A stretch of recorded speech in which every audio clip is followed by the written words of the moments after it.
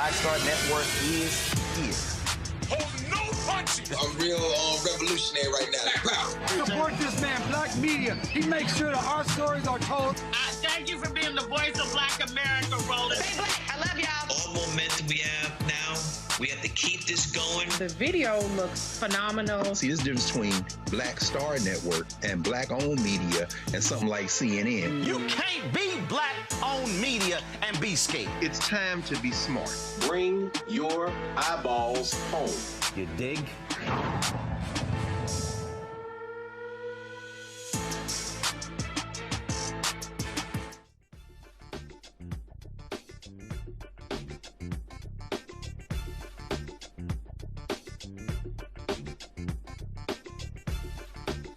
Folks, today is Tuesday, April 28, 2026, coming up on Roland Martin Unfiltered, streaming live on the Black Star Network. A special 2-hour show with Iyanla Vanzant. We're talking about the issue of black men, black women, and domestic violence. Nearly 200 people have lost their lives this year due to domestic violence. We talked about in the last couple of weeks a number of major cases all across the country involving African Americans.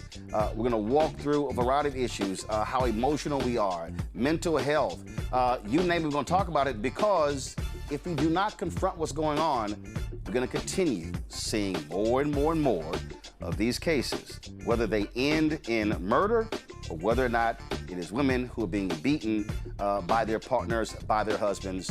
Folks, it is time to bring the funk. On Roland Martin Unfiltered on Black Star Network. Let's go. Whatever the piss, he's on it.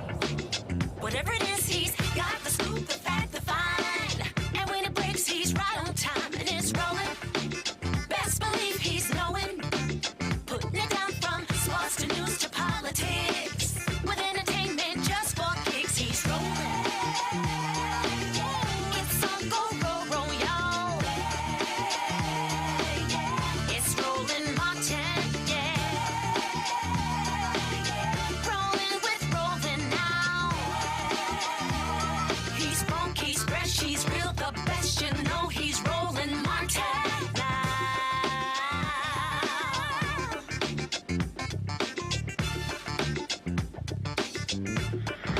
Martin.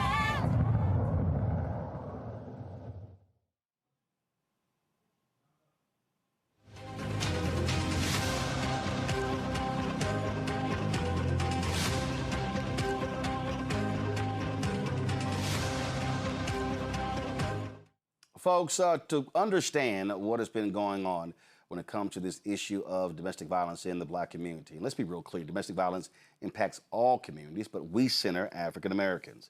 The last 60 days, this is a snapshot of some of these stories. April 19th, Shamar Elkins, a former National Guard member struggling with mental health problems and suicidal ideation, killed 7 of his children and their cousin in Shreveport, Louisiana. Dr. Serena Fairfax, killed by her estranged husband, former Virginia Lieutenant Governor Justin Fairfax. That was on April 16th. In Texas, Tynese Friday, shot and killed by her husband in front of their children after she filed for divorce on April 10th.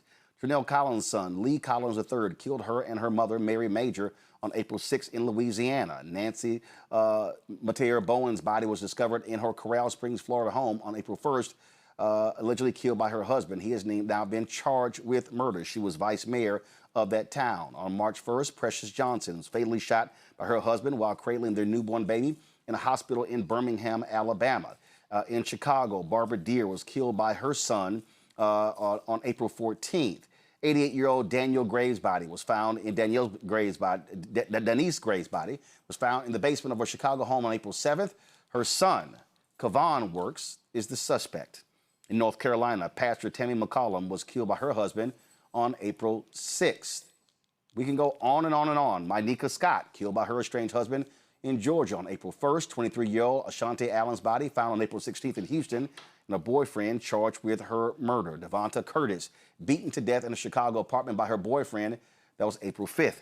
Tamika Kamwani, killed in New Jersey by her ex-fiance on March 27th. Victoria Alexander, a nurse in New Jersey, killed inside her workplace by her estranged husband on April 13th. Alonda Cuffey, a postal worker in Florida, killed by her stepfather on April 19th. Hundreds more women have been killed by someone who promised to love them. According to the Gun Violence Archive, there have been at least 159 cases of family annihilation or murder-suicide by gun so far in 2026. Nearly 20 people are physically abused per minute. More than 10 million people are abused every year. 1 out of 4 women and 1 out of 7 men experience domestic violence. Some 10 million children are witnesses to some form of domestic violence. We can go on and on with these stats. What does this say? It says that we have a significant problem in this country when it comes to anger, when it comes to resentment, when it comes to the issues that go on between couples. How do we deal with it? How do we control our anger? How do we deal with our past? How do we deal with PTSD, our trauma? How do we deal with all of those things? You throw in what's happening with the economy. Last year, more than 800,000 African Americans, men and women, losing their jobs. Now, the pressures of the economy also comes into play as well. And so we've been talking to a number of experts for the past couple of weeks, and we're going to continue the conversation tonight with Iyanla Vanzant. Many people know her for her work on television on numerous shows, really delving into interpersonal relationships between men, women, and children. And she joins us here in our Black Star Network studio. So I'm going to walk right on over and begin our conversation. Iyanla, glad to have you here. Glad to be here. In our house. Glad to be here. Glad to be here. Let's see. All right. Let's see. Are we straight? Can y'all hear? Are we good? All right. Let's get right into this. It's a lot of places we can start. And what first jumps out is I've looked at the discussions of the last couple of weeks. And sisters against brothers, brothers against sisters. I had one, I'm gonna start this. We had a sister who hit me the day of, we did the initial story of what happened with the Fairfaxes in Virginia. And she said, this is on men. This is on men. Brothers gotta deal with this. And I said, you're right. About 4 or 5 days later, she said, this is only gonna work if men apologize to women.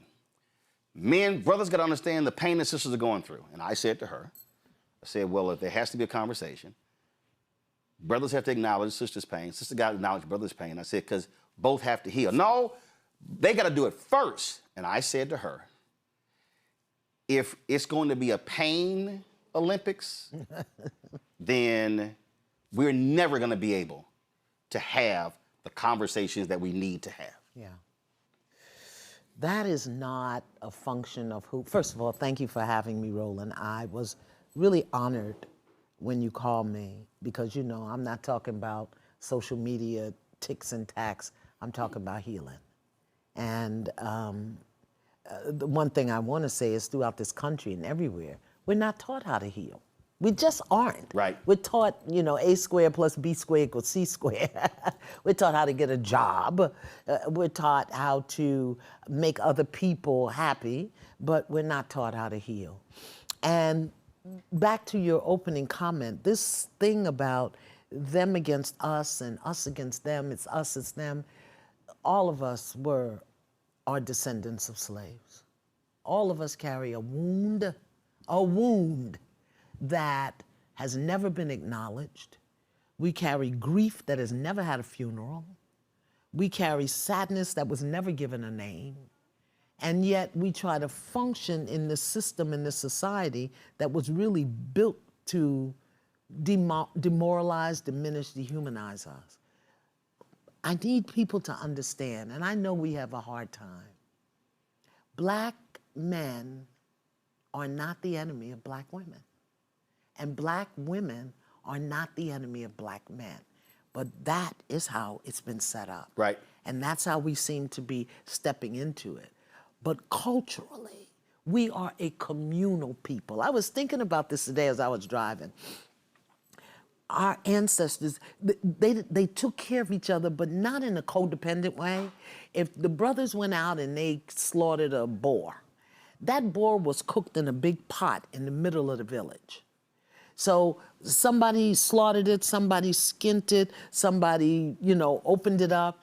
One family may have brought the greens, the tomatoes, the whatever they had. And that stew was cooked in the middle of the village and everybody got some. But it was the family that needed it that got the fur. And they didn't fight over it. Okay, they need the fur this time. That is what's in our DNA, in our blood, and we don't live like that anymore. We live againstness because that's what we are taught, and that's what's killing us. Well, it's interesting as you were talking about that because I joke often. I grew up in Houston, 8 blocks from my grandparents. Every Sunday we were at their house. They had 8 kids. Those 8 kids had 39 kids. Those 39 kids had like 70 plus. Those 70 plus kids had like 120, 130. 1,500 square foot house. Everybody got fed. But the thing is, we were there every Sunday. Yeah. And when I think about now, when I go to LA and we get together and I have a dinner party, people are like, oh man, this is awesome. I was like, man, when you coming back? I said, y'all live here. Y'all can call each other. And I think what has happened is we now are so isolated that this idea of community has been so fractured, and we're now operating and living in silos. And when you talk about a lot of brothers, and I know a lot of brothers, they are silent, they don't talk. And what I've often said is you've got to create spaces where they can talk and trust among one another.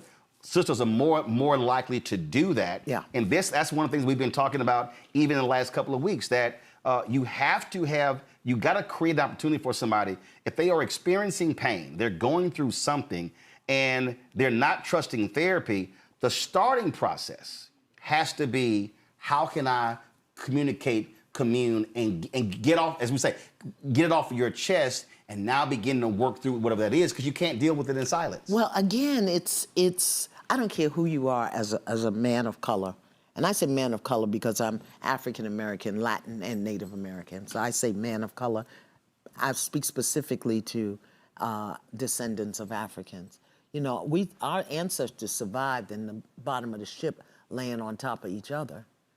We got condos and townhouses, and we killing ourselves, you know? But unfortunately, the young people, they don't understand that history. But if you are a descendant of African, if you are a man of color, you've got to understand that in the fiber, in the fabric of this society, you are demeaned, diminished, dehumanized, and devalued. Just in the fibers of the society. And it doesn't matter. I mean, I know you're alpha and there's Q's, and some of us went to college. Well, I'm talking about your DNA. Mm-hmm. And then there are the inherited things, the inherited scripts, the inherited wounds that some of us are able to live above and beyond, and some of us aren't. If you are a man in this country, a black man in the United States of America, you carry a wound. Now, how you've mastered it, or denied it, or accommodated it, or tolerated it, eventually that wound, simply by your history, is going to come forward. Now, your wound is one thing. The harm you cause is something else. So we're looking at the harm that's being caused, and we are not really dealing with the wound.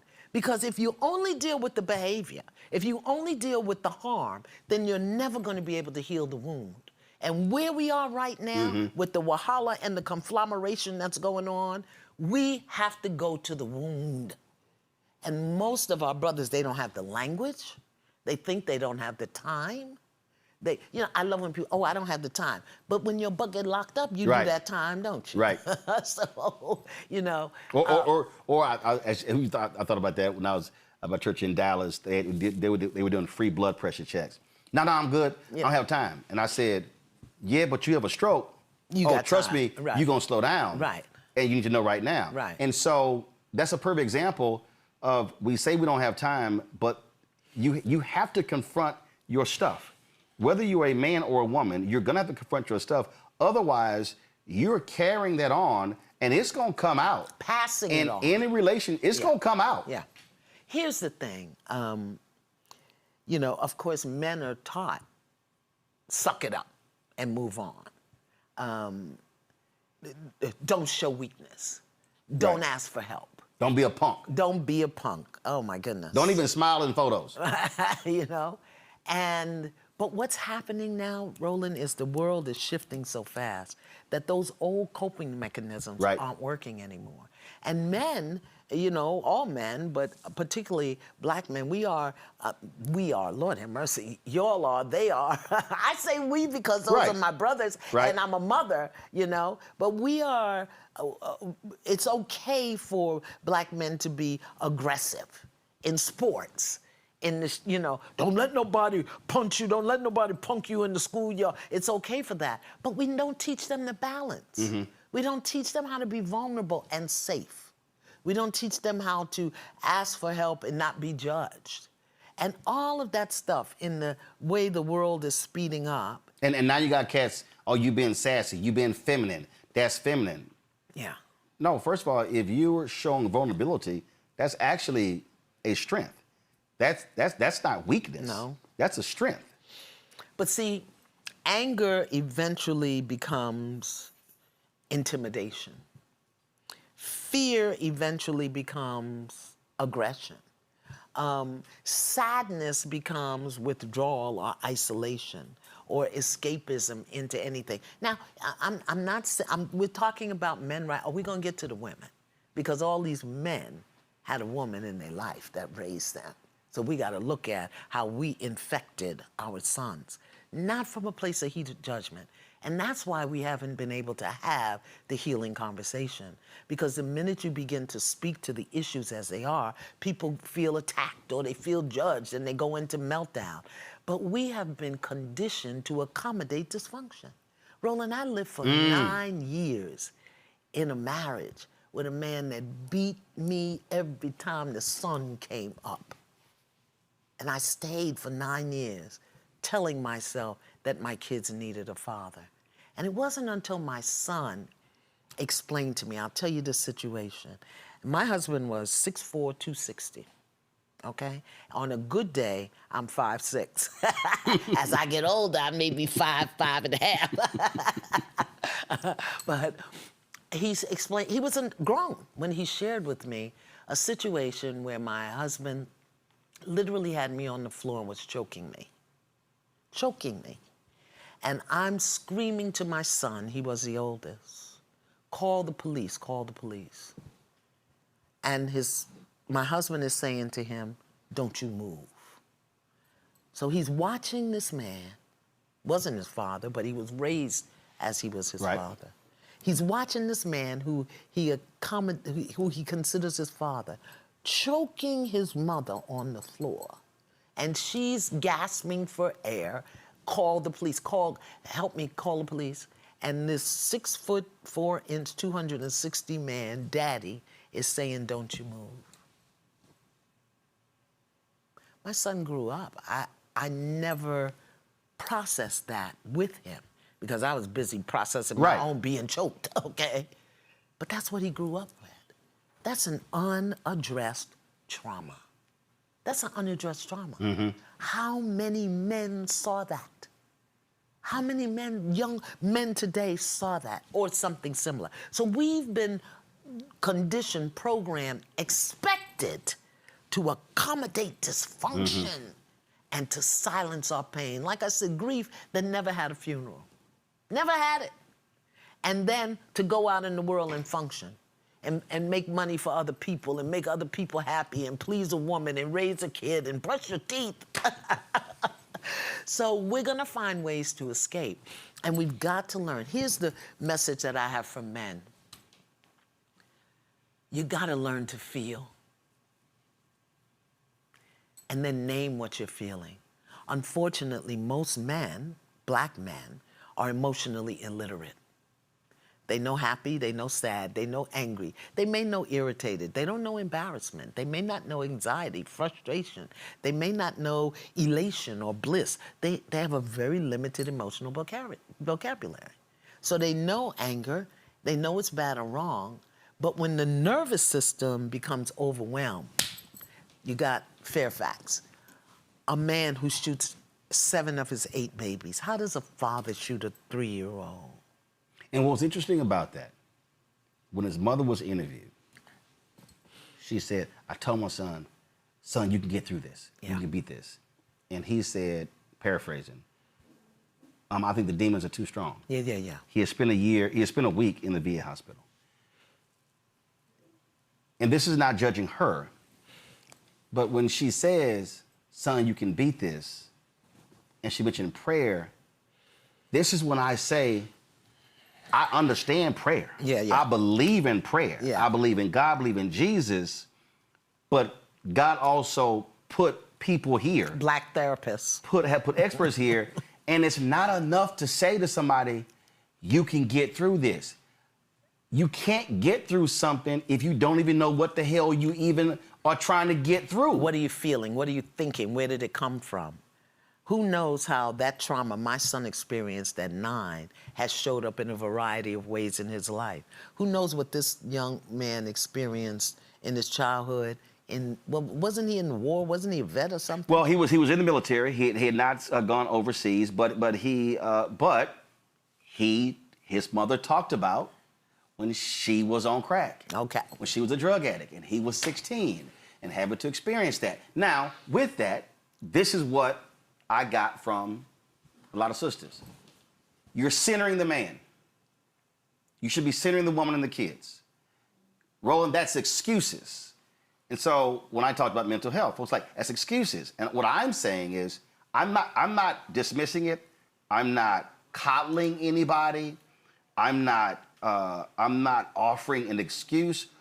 But in order for us to confront the issue, and because the desire is for women not to be killed, for children not to have to experience it. But the desire is for men not to do that. Right. So if that's our desire and that's our goal, then we have to sit down and go, okay, why is this person so mad and so angry? What are these demons? What did you experience? You literally have to deal with that. And I keep saying that if men commit 96% of all domestic violence, we have got to confront what is going on between the ears of these men. Well, again, we live in a society that and the average day, well, first, let me just say this out loud, because we have been desensitized to the magnitude of mental imbalance, mental health issues, because we're looking at it every single day and calling it something else. The leader of the free world has a diminished mental capacity. And we are going along every single day acting like this is what we are seeing is normal. We do the same thing when we know Uncle Bubba drink too much, or when Cousin Freddie is nodding off. We have been desensitized to even see or address. Sometimes we don't have the language. Sometimes we don't have the tools. Sometimes, do y'all see Uncle Bubba peeing in the flower pot? Are we gonna say anything? Do y'all not see that the leader of the free world has diminished mental capacity, and that people have joined in his story that he's the most brilliant person on the planet? Right. And what do you do with that inside of you when you're looking at this and saying, this is crazy as hell? But also the spectrum. So and again, this is having the experts on. Mental illness is on the end of the spectrum. Right. When you talk about schizophrenia, suicide ideation, when you talk about paranoia, all those things, anxiety, that's on this end. So there's a whole spectrum. I've never even said, no, this is mental illness. Right. What I've said is, this is mental health issues. Because I just fundamentally, you are an unhealthy person if your reaction to something that your wife or girlfriend did is to puncture. That's here. That's whatever you've been learned, taught, whatever, that's here. And if I'm trying to stop that from escalating, I'm gonna have to get inside of this to say, bruh, I need to why did... But he may not know, Roland. Right.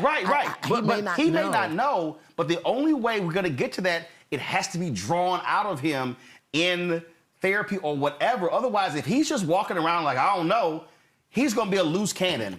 Well, that's why we are each, I was so grateful, really, that you were asking these questions, because part of it is we each, Roland, you, me, everybody listening, watching, has to begin to take responsibility for their own internal well-being. We seem to abdicate that responsibility, and we think that happy flowers, that's what I call marijuana, happy flowers or liquor or drinking or shopping or watching, binging TV, people dating computers. Spiritual hygiene. We have to take responsibility for our own inner well-being. We are looking at people leading this country and telling us stuff that we can't trust, that we don't know where it's taking us. We don't know when they're going to turn on us. You know the number of people right here in the DMV that lost jobs? Good government jobs? Where are they now? And now what money they have, they're spending on gas. You got to learn how to emotionally regulate. Right. Period. Everybody, you, me, whatever. And that is learned. Learned. That has to be taught. You ain't just born with it. Right, You're just not born with. Look, I use this example, and again, I tell people this when I first got married. My wife washed something of mine and it shrunk. I was like, why? I said, this is not worth an argument. I said, if you have the desire, because I had stacks of clothes all over, if you have the desire to wash something, all I ask you to do is pick up one item in this pile and look at that label. Look at the tag. I said, that's all. I said, now, I don't need you to wash. I will wash. The whole point there was, you had to regulate. It could have been an argument. That one thing, because the clothes shrunk. Yeah. She's like, you got these special clothes. You got hot and warm and cold, because that's how mom and dad taught us how to wash clothes. But that was a situation where I said, well, this is not worth an argument. Here's a solution to the problem, so it don't happen again. But that's regulating one's emotion. Yeah. But if you don't even know what you feel, we have to be taught. And we have to make it a priority. We have to make our inner well-being, our spiritual hygiene, our mental balance, our emotional regulation, we have to make it a priority, because this system, this society will lock you up rather than lift you up. But also recognize that in that moment, when it's about to come out, who's around? If children are around, they are now hearing and seeing. They're now modeling. And so the whole point about emotional regulation now means how I handle the situation is going to be providing a real life lesson as they are watching. And then the other thing is this here. If I just go off, how is she receiving me going off? So I got to now factor in. So here I'm highly emotional, angry. She's now apprehensive, anxious, frightened. The kids are now, so now all of a sudden, one situation now has just blown up.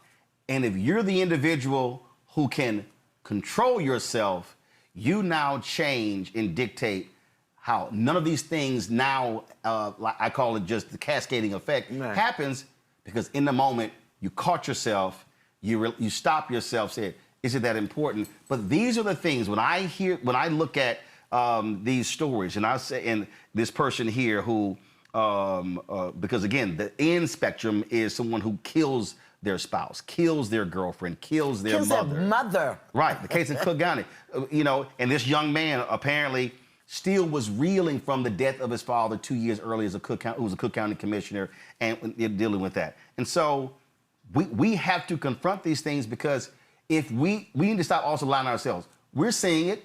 We're seeing that uncle, to your point, at the family gathering who goes off. Everybody like, oh, don't say nothing. Or we'll say look, we ain't trying to get in their business. No. Because their business might come back to our doorstep. Yeah. But see, that's communal thinking. And we've indoctrinated ourselves into this broader society, which is I, me. And that's communal thinking. You know, my personal motto is secure the children first. I don't care what you rusty butt adults are doing. Secure the children first. That's why I'm 73 raising an 8-year-old. Okay, my great-grandson, because it was secure the children first. And the others couldn't do it. I wasn't going to sit by and let him become another part of the system. Secure the children first also through a spiritual lens means I can stop a generational curse. Yeah. Because the thing is, if that's not addressed, now all of a sudden that child now may emulate 20, 30 years down the road. Absolutely, but do you know how many people have inherited the wound, inherited the break, inherited the curse, and we're taught and trained to accommodate it, to tolerate it, to call it something else. I think one of the things that, and I'm going to talk about black women in just a moment, but I think one of the diseases that's spreading among black men that we really have to address is hopelessness. Because I've talked to a lot of brothers, and they say it's like, no matter how hard I try, I'm not getting ahead. No matter what I do, it's never enough, it's never right. And they're talking about both in the world and at home. At home. I'm not appreciated, you know, and everybody's not college bound. And there's no, you know, there used to be dignity in being a garbage man, a sanitation worker. Don't look and nobody will know it's yours. Being a sanitation worker or being a mailman. Okay, can somebody tell me what this music is playing? That is my phone. That's your phone? I'm like, what is... It's in my purse. This is live TV, y'all. Like... I'm sorry. Get it out my purse and tell you. I thought I had turned it off. And see how we were getting ready to act like it wasn't going on? Like, I was trying, like, is that going to end? Is something happening? Well, all right, go ahead. That's Uncle Bubba peeing in the plant. We acting like it's not going on. I'm like, is that thing going to shut down? But hopelessness. So many brothers are hopeless. And when that happens, they don't have anything to lose. So they'll just go there, go off the deep end.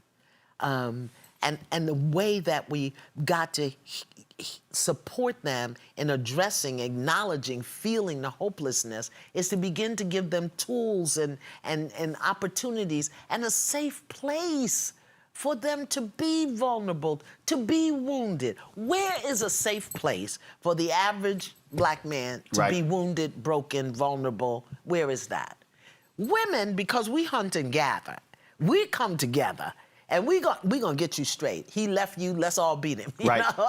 Right. Or let's go shopping, or we have a different culture, a different community among us. But what has also happened for us is black women have been taught to love deeply, to love loyally, and to love sacrificially. We will sacrifice ourselves for the love of our partner, our family, our children. And in doing so, very often, we sacrifice what we know, what we feel, what we sense, and we won't speak to the phone ringing in the middle of the live TV show.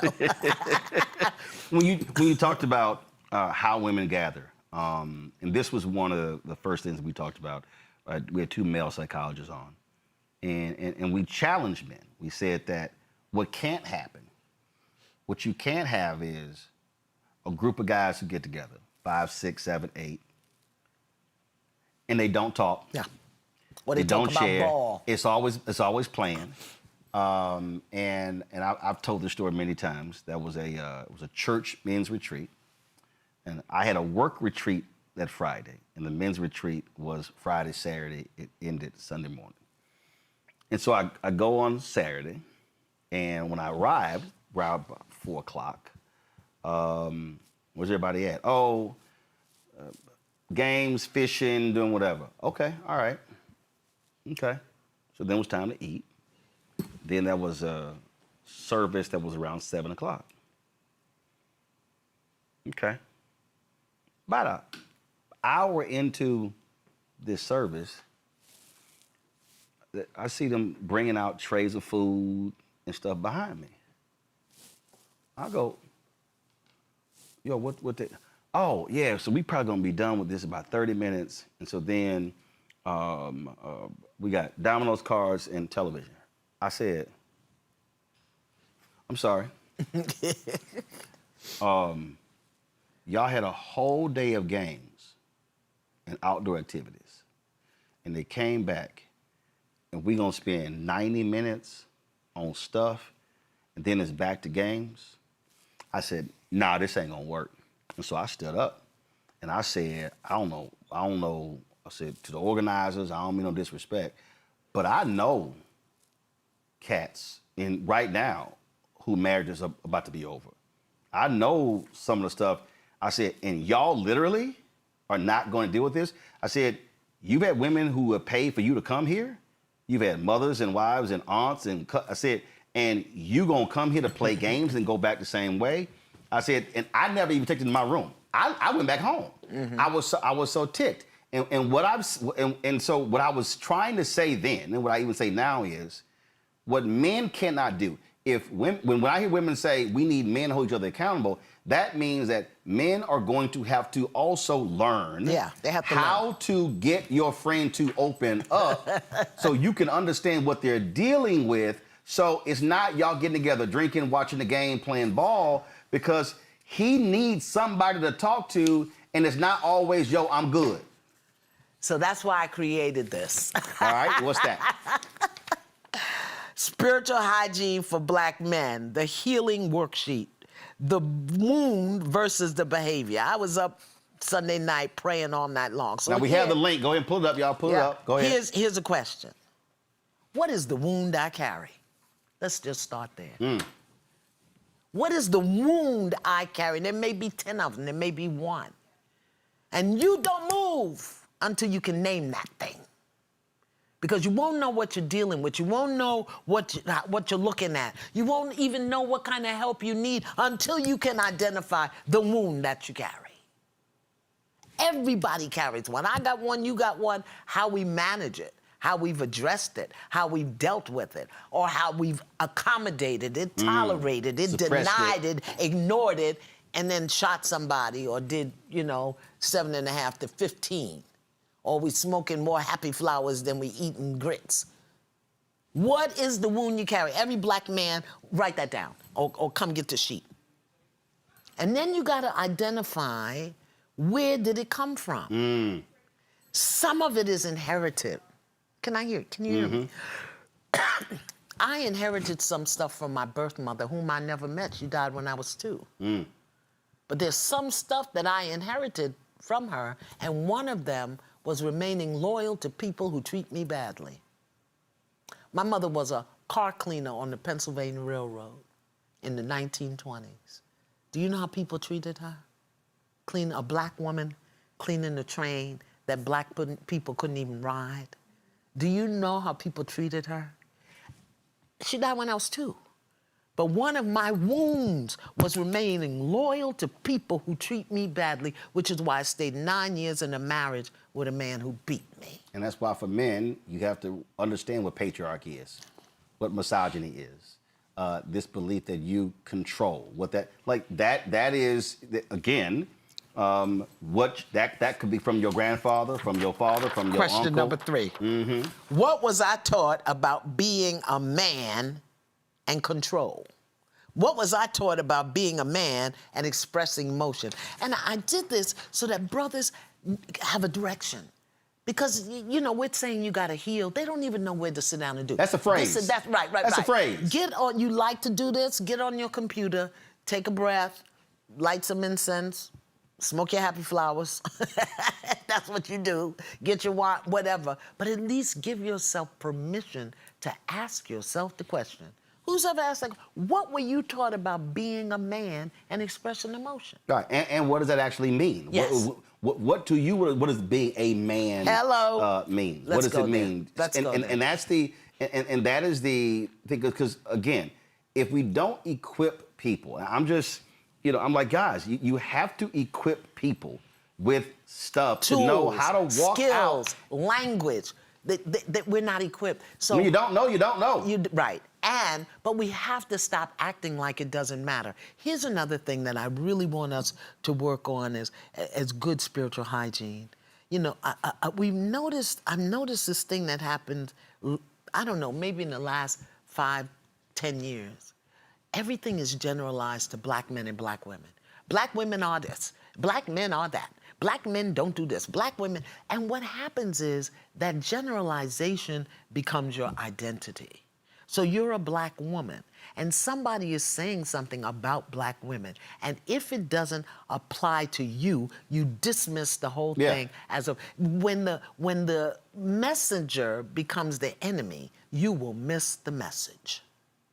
Can you hear me? Somebody will say something, I'm like, I don't know. It don't apply to me. So we've taken on this. I really want to encourage us not to do that, because then we make the messenger the enemy, black men or black women, and we miss the message. And sometimes the message is, I listen to these things and I said, well, that's not an issue for me, but I'm glad to be aware of it. So when I see it as a woman, I can pull another woman up. Right. Or if I see it as a man, I can pull another man up, you know, or pull a brother up, offer him something. Not in his face correcting him, but offer him something. I think it's so funny because women frequently say that I'm much harder on women than I am on men. And that's really not true. It's just that I know how to work a man. See, I can be in another woman's face because I am a woman. We can stand nipple to nipple, navel to navel. I can't do that with no man. But women think that it's okay for them to jump up in a man's face and point his finger. Listen, if Kevin Hart, love Kevin, if Kevin Hart were to roll up on Shaq and start antagonizing him, poking him in the penis or whatever, I don't know what Kevin might do, poking him in the penis, and Shaq backhanded him, people would say, oh, you should have known better. You should not have been doing that. But if a woman jumps up in the man's face and poking him in the face and he backhands her, he's wrong. Is he wrong or is she out of order? Where did this thing come from? I grew up in a house with my aunt and an uncle. They called each other Mr. Lee and Miss Nancy. Not Honey Bunny, every now and then they said that. Mr. Lee and Miss Nancy. Take Mr. Lee his dinner. Ask Miss Nancy if she would do, what? As a sign of respect. As a sign of respect. When the family came together on Saturday, the men folk went downstairs, the women folk were upstairs. They were drinking their brown liquor out teacups. And that's how I learned a lot of stuff. I learned what to say, how to say. And today, women think that our way of being and our women business is being submissive or less than men. No, you just got to know how to work it. So I can get men to tell me anything because I don't threaten them. I don't judge them. I don't, you know. I had a man pull up at me. I go to the river every morning to pray. This guy pulled up and saw, oh, Miss Man, went away, came back, pulled up beside me. I talked to that brother for 2 hours at the river. You know why? In that moment, I had to be a safe place for him to fall because he was hopeless. And he said, do you have any books in the back of your car? I don't ride around with no books, boy. What's wrong with you? 2 hours, he told me his whole life story. And I just had to be present. I want to go back to what you just said, a sister who jumps up and gets in a man's face.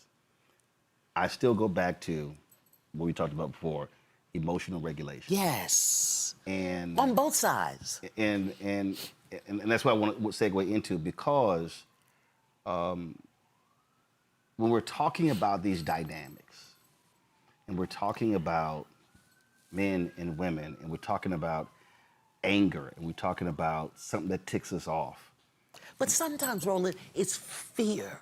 Sometimes it's shame. Sometimes it's guilt. Sometimes it's embarrassment. But when we don't regulate, all of those things will spill forth in the same way. Right. And the thing, what jumps out at me, I just keep going back to, my goal is to avoid the murder-suicide. The goal is to avoid the murder. The goal is to avoid the beating. The goal is to avoid the verbal abuse. And if and the goal is to actually be happy, healthy, whole. And even if you don't work out, even if you don't get divorced, it doesn't turn into War of the Roses. It doesn't turn into I want to destroy you. All of that still goes back to how do I handle loss, disappointment, hurt, pain, and lashing out at that person simply is not the answer. But if you've got triggers inside of you attached to rejection and abandonment, your wife of 16 years leaving you is going to trigger you. Your husband of 23 years choosing somebody else, if you've got wounds inside of worthlessness or not enoughness or not good enough, and he's leaving you for Tamika, that's going to trigger up. You scared of being, you were poor, you scared of being poor again, so losing your money, That's trigger. why I say it is important for everybody to do this spiritual hygiene, to do your work. What is the wound you're carrying? And what were you taught? What is the language that you use to clean that up? Yes, I believe in God, but God can only help you if you ask for help. Right. You know, God wants you to bring him or her or whatever you believe God is. The example I use is when Jesus walked across water and Peter followed him. When Peter stopped believing, he started drowning. Right. I said, well, you actually read it, Jesus stuck his hand out. That's right. Peter didn't take it. No, he didn't stick his hand in. Right. Right. If he had stuck his hand in the water, he could have pulled Peter out. Right. No, he stuck his hand out. That's which right. meant Peter had to stick his hand out. Right. So we got to also do some work. You talked about the worksheet for men. Man, I got one for women too. What's the difference between the two? So let's talk about the worksheet for women that you want them, the questions you want them to ask themselves. Based on what we talked about, based on what's going on, based on my little man at the river, based on this message of hopelessness that I've been getting from brothers. And, you know, we can talk about anger and fear and violence, but the hopelessness, when a brother's hopeless, when a person's hopeless, they have nothing to lose. I think that's what happened in Virginia. I think that's what happened with the man who shot his babies. I don't really know. I could be wrong. For men, the question is the wound that I carry versus the harm that I cause. I have to take responsibility for both. I have to take responsibility to heal the wound, and I must take responsibility for the wound, the harm that I cause. They're not the same, and they both deserve space to be examined, explored, and healed, but you have to take responsibility for both. For Black women, my encouragement is to love without losing yourself. And one of the reasons we are struggling so much, and I have to say, you know, to our credit, I would say when it comes to spiritual growth and healing and development, Black women are probably about 15 years ahead of Black men. Because we've been doing the workshops and the classes and the self-care beyond the nails. I say it all the time. Yeah, I say it all the time when women, and again, as somebody who's gone to men's conferences, church and and secular, women's conferences, I look at the agenda. Yeah. That's a real agenda. Business, right. I've gone to men's conferences and I'm like, this light. Right. And I have said all the time, sisters are putting in a level of work that is not commensurate to brothers, and this is even in Black male organizations. Yeah. And why are we still getting beat, killed, left, raped, all of that stuff? Because we overgive. Again, we've been taught to love loyally, to love deeply, to love sacrificially. So we overgive, we over-explain, we over-excuse, and we overextend. And very often, and as a mother, I can see the places where I'm guilty of this. Instead of giving him the space to do it, whether he falls or messes up or drops out, rather than giving him the space to do it, I jump in and do it for him. I've done it. Or I excuse why he didn't do it. And so we have to stop that. So our thing is loving them or him without losing yourself. We have to learn how to stand with him, encourage him, offer our presence, and hold space, and keep our hands in our pocket and our mouth shut. Don't put him down. Don't judge him. I can't tell you the number of brothers who say to me, no matter what I do, it ain't right, it ain't enough, and it ain't appreciated. All over the world. And I'll speak for myself as a mother, as a partner, as a wife. You know, sometimes I'm either afraid he can't do it or he won't do it. But to delude myself like we do as we watch the news every day, I'll jump in and do it for him, or I'll excuse why he didn't do it. And sometimes I just don't respect him enough to give him the space to do it the way he needs to do it. You know, and I have to check that. Let me tell you how I got clear about men. Sitting around many, many years ago, maybe 40 years ago, sitting around the table, a bunch of us, I don't know, on a Saturday, I don't know what we were doing groceries or whatever. And I heard myself say, men are so stupid. No, I didn't say it, somebody said it, and I in myself, I'm agreeing, yeah. And then I said, wait a minute, hold up. Does that mean my father's stupid? Is my son stupid? Is my brother stupid? What about my grandson? Is he stupid? And I had to really check myself. What are you saying and why are you saying that? Not to just get into the fray of men are stupid because they do this or that. Men are different. They're different. Their purpose is different. Their value is different. That doesn't make them bad or wrong. We're different. And from that moment on, Roland, I really started to check at myself and explore myself and look at what I had inherited. One of the things that I had inherited from the women in my life were very low expectations of men. I had low expectations of them, but I wanted to be with them. So I excused and accommodated the things that they didn't have and believed I couldn't get it, as opposed to seeing him, having great expectation and calling him higher. I didn't know how to do that. I had to learn how to do that. So we have to learn how to love you without losing ourselves and without holding you to a standard of less than, just enough. No. Come on, brother. You got to get up. You got to do better than that. Also, I think it's also a question of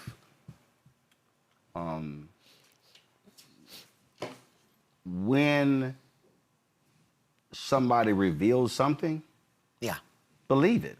Yes. Don't look, a red flag is a red flag. Yeah. Okay?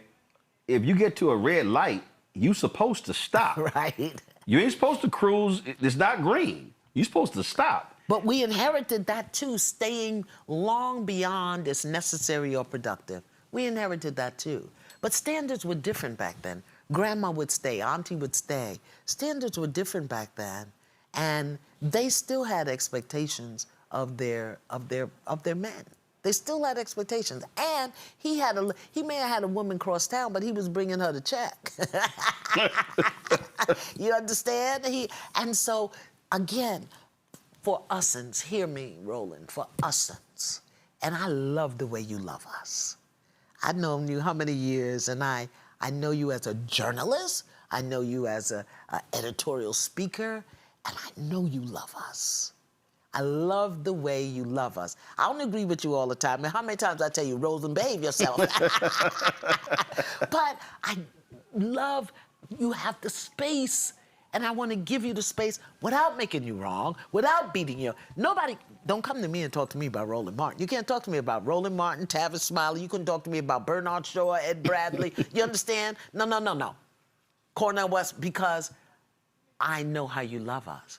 Now, if we got an issue, I'm coming to you. I'm not getting online. Roland, that's not who we are. That's not my grandmother. If you ain't got nothing nice to say, don't say it at all. Where did we get this thing of getting online and tearing each other down? What is that? So, another spiritual component of this is our very own ancestors in our DNA are rebelling against us because we are out of order. We are misbehaving. We got bad spiritual hygiene. Bad, bad, bad. And so our own inner dysfunction is becoming more and more pronounced because we're being called to heal. Called to heal. And some of it means go back to basics. Shut up. Stay your butt off. When I saw some of the things that people were saying online, that's when I had to go do my research. So here's the first question for women, all you women out there watching. What am I thinking about my current relationship with the men in my life? See, men need to feel, women need to get their thoughts and their feelings in alignment. What am I thinking about the current relationships with the men in my life, whether that's son, father, husband, lover, brother? Because if you do it anywhere, you do it everywhere. If you think your father's an asshole, you think the same thing about your son, your brother, and your lover. We don't understand how the mind works, but that's how it works. So what else gonna do? I brought up earlier, pain. Yeah. And a lot of sisters have talked about the pain, what they endure, what they go through. And I absolutely do believe that a lot of men, a lot of brothers, don't give that any thought whatsoever. Don't give it any thought. That was I'm gonna send y'all the link. I want y'all to pull it. Trevor Noah was on the podcast talking with this sister. Yeah. And the sister said, okay, so we're taught to carry mace. We're taught to not dress provocatively. We're taught. So she went through this whole line of things. Yeah. And she said, so we've been taught all these things to do. But she said, but when they gonna deal with the folk who do it to it's caused us that we have to do all this stuff. Right. So what she was saying is, these are all these things. I got to be careful how God speaks to me, because we've seen the cases where, a woman rejects a guy giving the phone number and he slaps her, shoots her, kills her, or whatever. And men have to recognize that that exists, and not just from the area of, if that happened to my sister, I'm gonna hurt somebody. Right. If it happened to my daughter, I'm gonna hurt somebody. Well, guess what?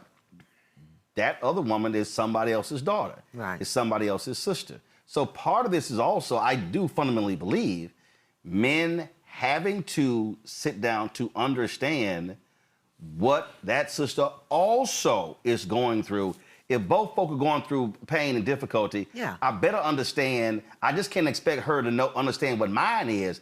I better have an understanding of what hers is too. Well, when we go into relationship with somebody, we're not just going into who they are today. We're going into relationship with everything they've been through. Right, yeah. There you go. Everything they've been through, every experience, everything. And a man can't give you what he can't give himself. If he can't give him space to be his own self, space to be sad, to be vulnerable, to be whatever it is, how's he going to offer that to you? This is why it's important that we each do our individual work. I can say this, I was physically, sexually abused as a child. I was neglected. I wasn't raised. I just kind of grew up in the environment.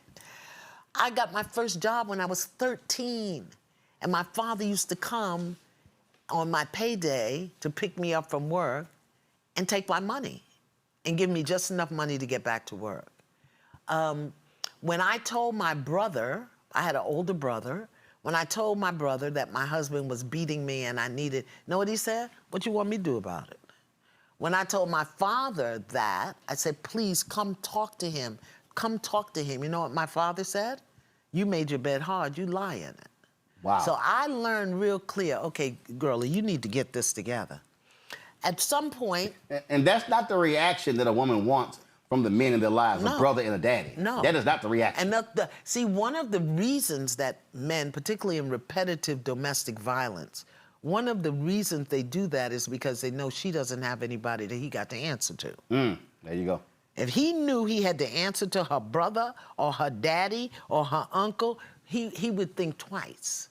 And if he's not answering it to them, either they're not around or she's not telling him. But my father told me, he said, you made your bed hard, you need to lie in it. So that facility, and it sounds bizarre, but it was probably one of the best things that could have happened to me, because it forced me to ask the question, why are you here? How long are you gonna do this? But the wound, remaining loyal to people who treat me badly. You see, all of this stuff is linked up together, and nobody could tell me, Roland. I had to get that from within myself. Whether you get it within yourself through therapy or get it within yourself through prayer, meditation, or pastoral counseling, but it's gotta come up, and you gotta see it in its ugliness, and you gotta own it, and then choose what you're gonna do about it. So how do we, and when I say we, I'm meaning friend, fraternity brother, sorority sister, church member, I don't care what it is. If the conversation is being had and that sister is revealing that I am dealing with verbal abuse, I'm dealing with physical abuse, how do we tell them to leave? Well, because a lot of people don't even same thing. Like, it's real. I've seen all these posts on social media. Yeah. She gotta go. Can't. And it's easy to type that in a tweet. Yeah. Or on Threads. Yeah. It's a completely different conversation when it's in real life. Yeah. And this is what I learned, and I'm sure many women who left have learned it. You will not learn until it hurts bad enough. It didn't hurt bad enough when he broke my jaw and I was 6 months pregnant. That didn't hurt bad enough. It didn't hurt bad enough when he hit me with the bed slat and broke my ribs. That didn't hurt bad enough. What hurt me bad enough was when literally the Holy Spirit woke me up at 2 o'clock in the morning and said, if you don't leave here, he's gonna kill you. And I said, my kids cannot grow up without a mother. It was not one of the beatings, not one of the slappings, not one of any of that. You're not gonna leave until it hurts bad enough. What you have to let her know, or him, because Roland, there are brothers that are being abused by women in their homes. You have to let them know, first of all, you are a safe place for them to come to. Yeah, that was... Sometimes they just need a place to come. The other thing you have to let them know, you can't just come here and complain. You can't just come here and whine. If you come here, when you come here, I want to be here for you, but we've got to make a choice to do something different. We got to have an exit plan. If you don't have an exit plan, I'll keep you safe for the night or the day, but I don't want to hear it anymore. Because as long as they can come and whine and complain, that can go on for 5, 10 years. Yeah, I mean, I experienced that, again, to your point, when my sister said enough is enough. Yeah. And we knew there were issues.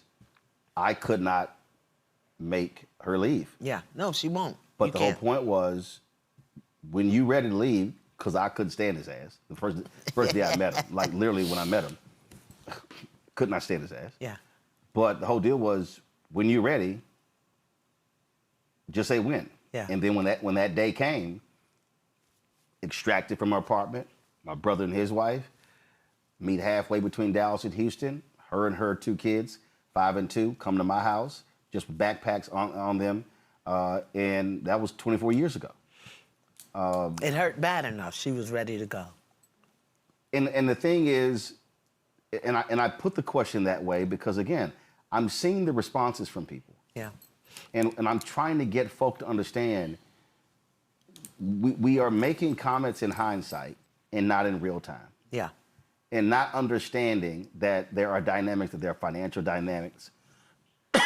There are people who still, through the pain, through the agony, through all that, still love each other. Yeah. The connection with how the children are used in the tug of war as well. All of that. And so it's not as simple for us to say now, look, you got to go, you got to go, you got to go, because I'm not in that person's shoes. But I do believe that we, men and women, always have to be paying enough attention. Where we also are seeing the signs. We're seeing the change in her behavior. We're seeing the change in her pattern, how she's looking over her shoulders, and where she might be at the house and he's texting and calling 6, 8, 10 times, dating like a stalker. That's where we have to be equipped to be able to ask him things, which is why also going back to the worksheet, because I got to be able to convey something to you for you to let me know what's going on and the pain you're dealing. But staying is a mental health issue also. I didn't know that when I stayed. Like I said, my wound was remaining loyal to people who treat me badly. I needed help with that. And also not knowing how to ask for help. I didn't know how to ask for help. When I finally did ask for help, it was rejected. And then I was left with, I have to figure this out on my own.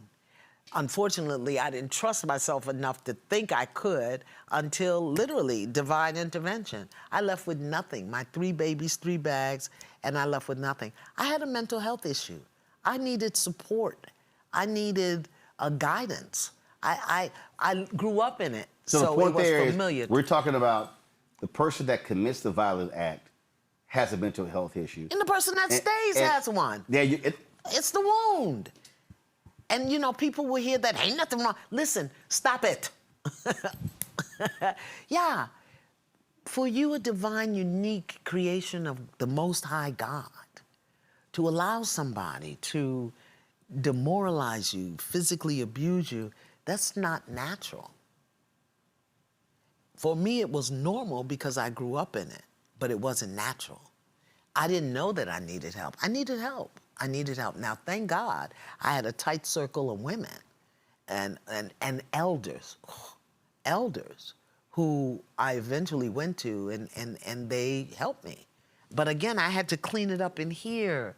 And here was one of the most powerful things. I didn't have to stop loving him, but I had to get the hell away from him. Absolutely.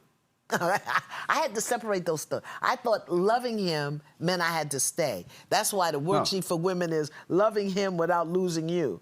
I didn't have to stop loving him because as long as I was in my sickness of unworthiness and not enoughness and not good enoughness, as long as I was in that sickness of that mental health issue, I thought that because I loved him, I had to stay, and because he loved me, it was okay for him to treat me poorly. That's sick, Roland.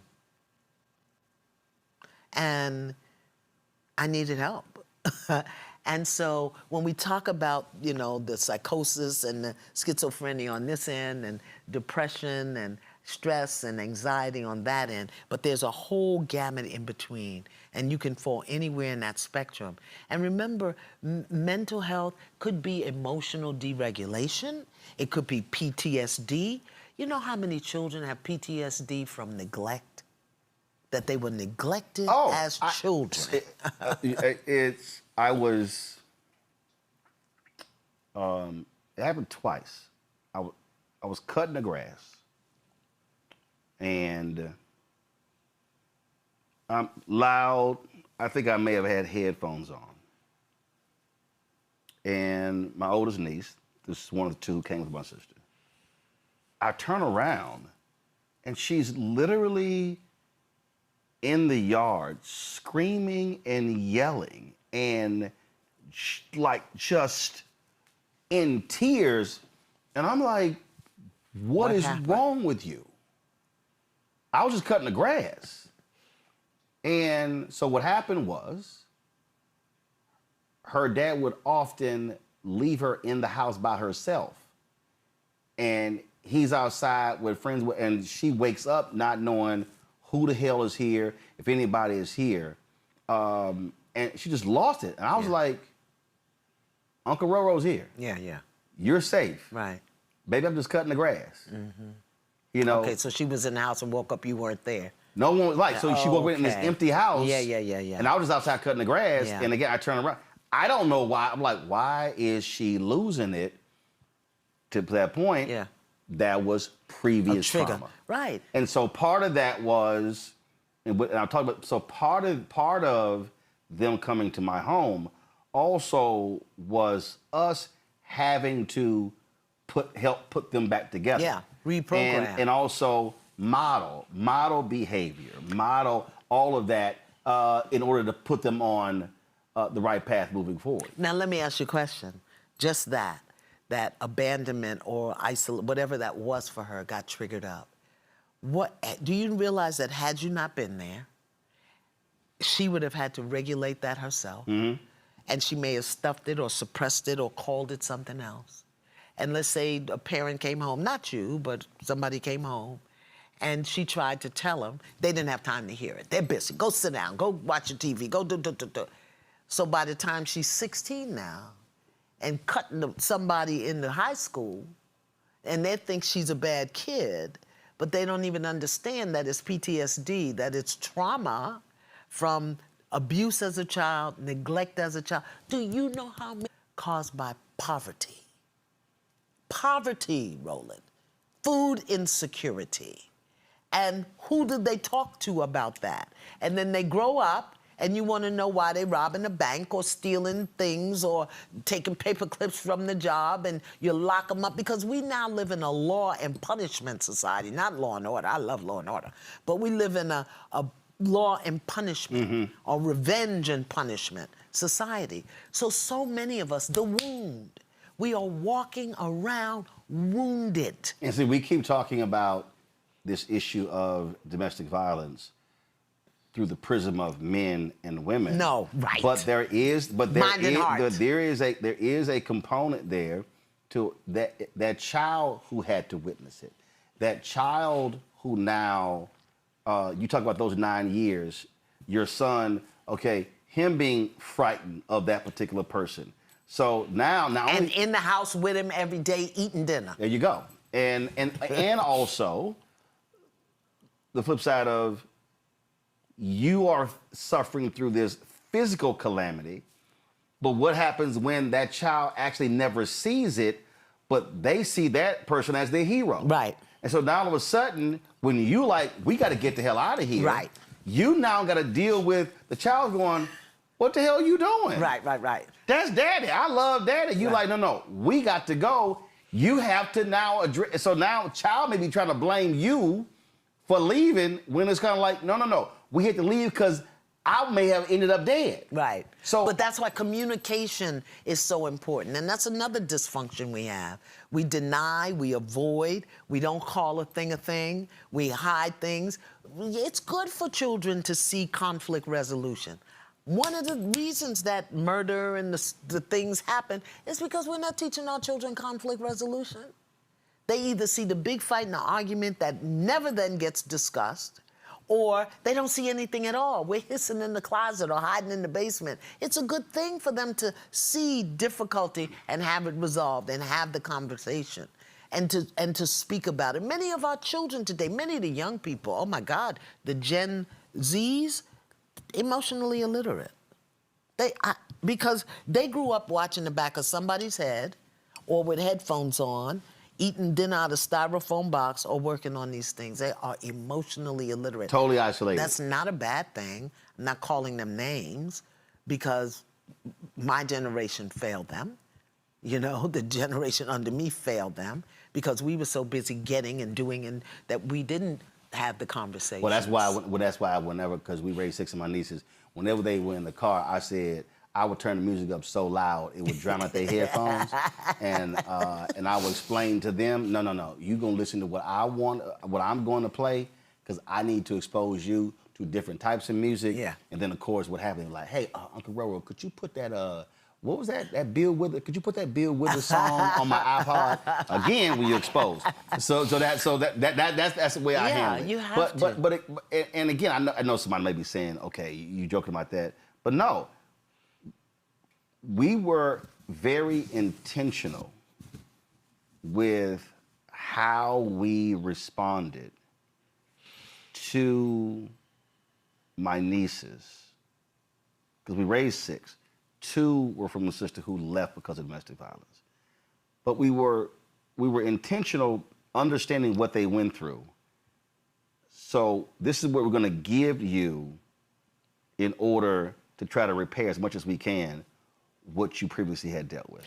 Can I just offer you another consideration? This is how we're going to be with you so that you can repair that situation. Mm-hmm. This is how we're going to be around you. Right. Presence. And that is what is going to shift all of this. Black women change your presence. Black men change your presence, because then emotional regulation, emotional safety, clear communication, presence makes all of that important. Right now, we're so busy doing. We don't know how to be. I had somebody, I told a story once, and it was very interesting how the response was.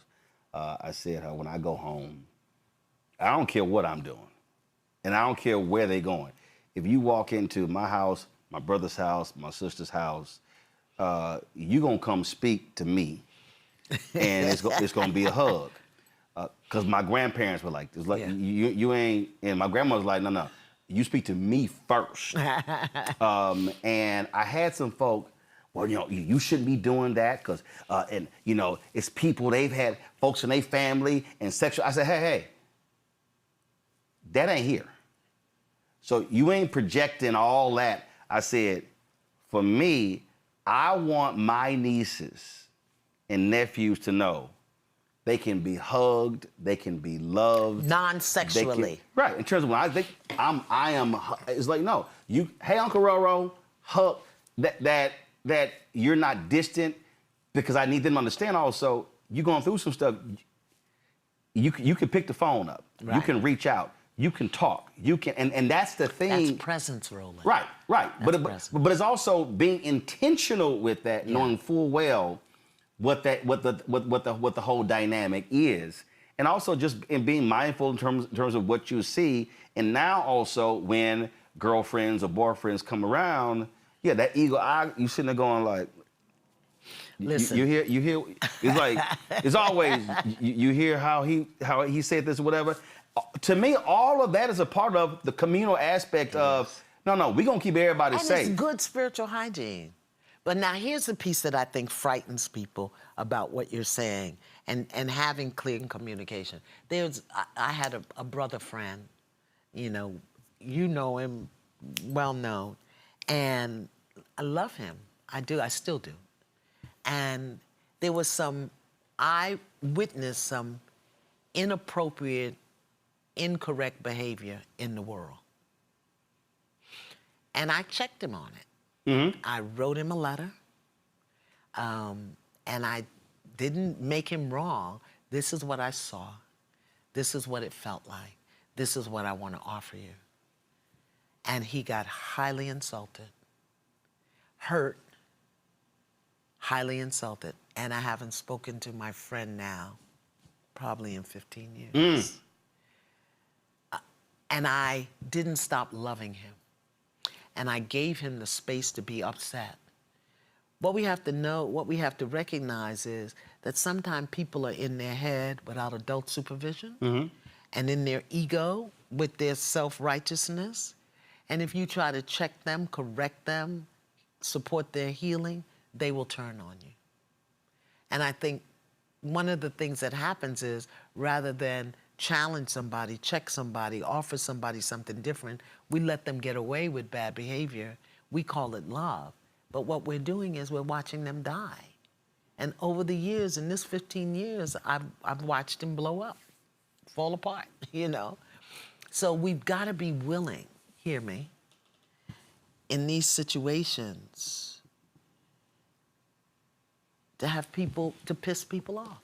Oh, yeah. Also, I think we have to also, again, to your point, when you're present, or I always say you can be present, but you can have presence. Right. And that is, whether it's your brother, whether it's your sister, whatever, you're sitting here and you like, she need a break. Mm-hmm. He need a break. Right. Say, bro, let's go and no, man, no.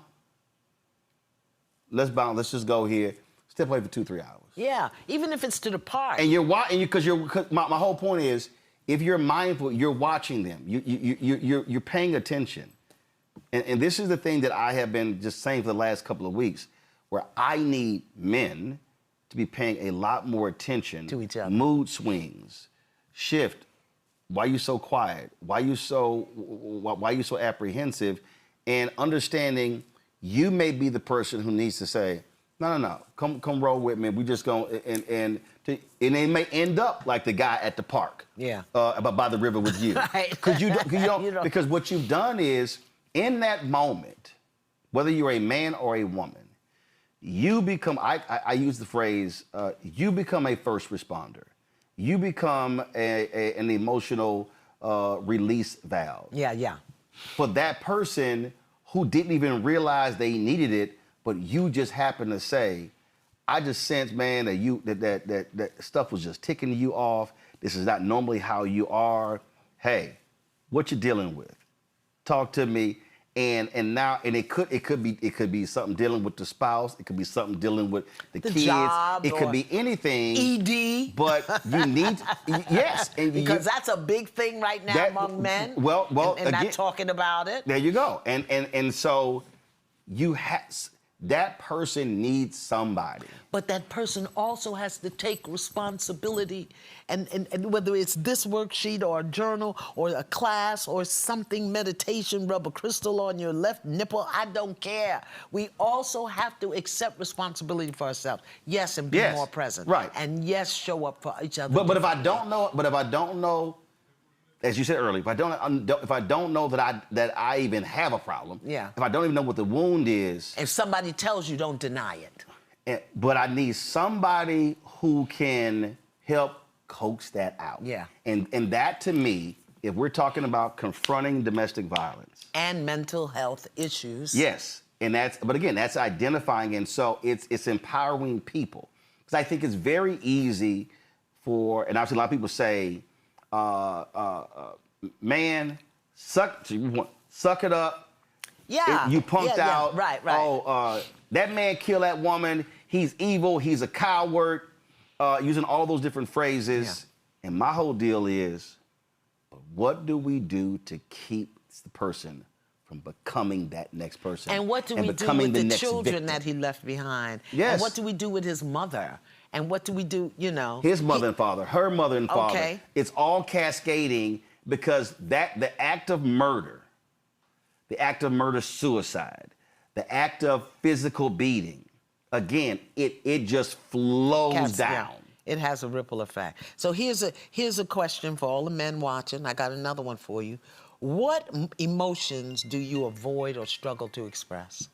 What emotions? Mm-hmm. And an emotion is one word. It's not thought. Well, I don't like to feel. No, that's not an emotion. What is the one emotion? And for the women, I want to ask you this. How are you showing up in your relationships? Are you the rescuer? Are you the leader? Are you the victim? Are you the martyr? How are you showing up in your relationships? Look at each and every one of them, because all of those behaviors eventually will get you to the wound of what you're trying to do. Roland, we just have to take responsibility. And yes, we have to help each other. But if we think help is coming from the government, the system, when I think of the 47,000 people in this area who've lost jobs, who have homes, kids in college, they don't have anybody to talk to. When I think about the kids, the children who are watching their parents work 2 and 3 jobs, and then they're not home. When I can't tell you how many women that I know who were sexually violated and never got to tell their mother or anybody about it because they were busy, they were working, they were afraid, all of these things, plus what we inherited, plus the way the society, it's a wonder that we can spell our name and tie our shoes. It's a lot going on. And I say us, all people have their issues, but my heart is with us. Right. My heart is with us because our experience is different, but our power is different too. Right. Our tools are different too. You know, I mean, when I think of like, you're an alpha, right? Yep. I think of, what are y'all doing Monday about was my 37th year. Really? Yep. I know y'all just had a boule, my God. Well, there was no national, so we've had regional conventions. Yes. Because our conventions every 2 years. Yeah. And General President called me, and there's some things that they're going to be announcing that they had signed a month or two ago. But this issue here, our Surgeon General of the fraternity, they had a mental health Zoom last week, and that's happening. That's one of the reasons why what I've called upon. I've said to all of these black male groups, I said, will you take alphas, kappas, omegas, sigmas, iotas? You take Sigma Pi Phi fraternity of the Boule. You take Prince Hall Mason. You take, I mean, there's so many different groups. And what I've said, the challenge to them is, let's not be so fixated on our internal business that we are not addressing what's happening here with the brothers who are in these organizations. And now let's take it outside of the organization to the community. This Thursday, we're going to be in Shreveport, Dr. Kevin Washington. He was in Shreveport the week before the shooting took place. And when the shooting took place on that Sunday, he hit me up because he was one of the doctors who was on the show that Thursday night after the Fairfax murder-suicide. Okay. And he said, I'm putting something together. He said, go back to Shreveport. I said, we'll broadcast it. So we'll be in Shreveport on Thursday. Y'all got the graphic, go ahead and pull it up, please. And we're gonna be there Thursday because the graphic of Shreveport, those brothers, because he's like, yo, we gotta address it.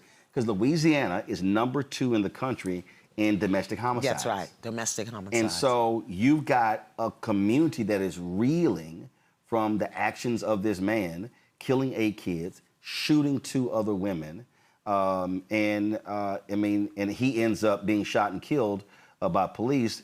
And so he said, we need to do something. I said, all right, we'll be there. And that's the thing.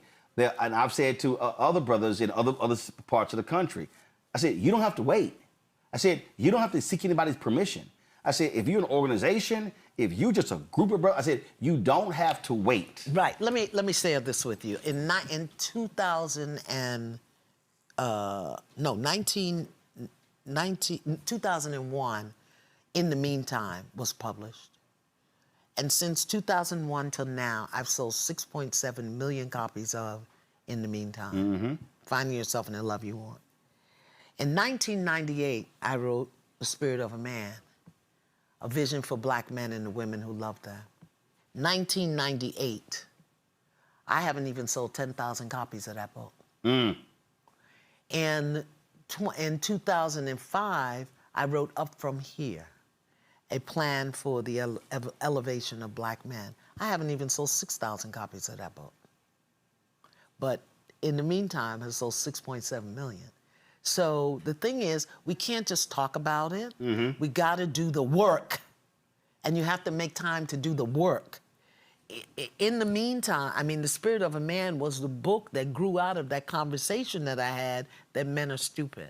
I haven't sold 7,000 copies of a book that focuses on the spiritual healing and growth of black men, not 7,000. And Up From Here were personal stories and how these men got out of them. Haven't even sold 6,000 copies. So maybe now, and they don't have to be my book. Courtney B. Vance wrote a beautiful book called The Invisible Ache. Beautiful book. The video that he posted just the other day was a really strong video, and I also need our people to understand that the algorithms of social media drives drives it. Yes, fear, anger, and fear. It drives it. Yeah, and so so people don't even realize. Yeah, we're seeing our feeds flooded, not realizing that that's it's like the anger, the fighting, the back and forth. And when I look at the Courtney B. Vance post and others, I'm like, few comments. Right. Few comments. Because The algorithm is not trying to drive and that. also, we're distracted by the depravity, you know, by the fighting, by the sexual innuendo. We're distracted by depravity because that's how this society keeps us devalued, demoralized, diminished, dehumanized. I see it on my social media. Right. Let me go somewhere with a celebrity, because America, you know, we do love idols. We would just, you know, I go somewhere with a celebrity, 200,000, 300,000 hits. I give a message, 12,000. So it's our responsibility. Well, that's why I told literally I got a phone call from a brother who's a minister who, hey man, you should drop this conversation. You know, I don't want you to get canceled. You know, and these sisters are really upset, and just leave it alone. And another sister, very prominent activist, hit me and said, you know, we need a beat. And I said, sister, you just told me 4 black women who have been murdered in the last 2 weeks. What am I giving a beat?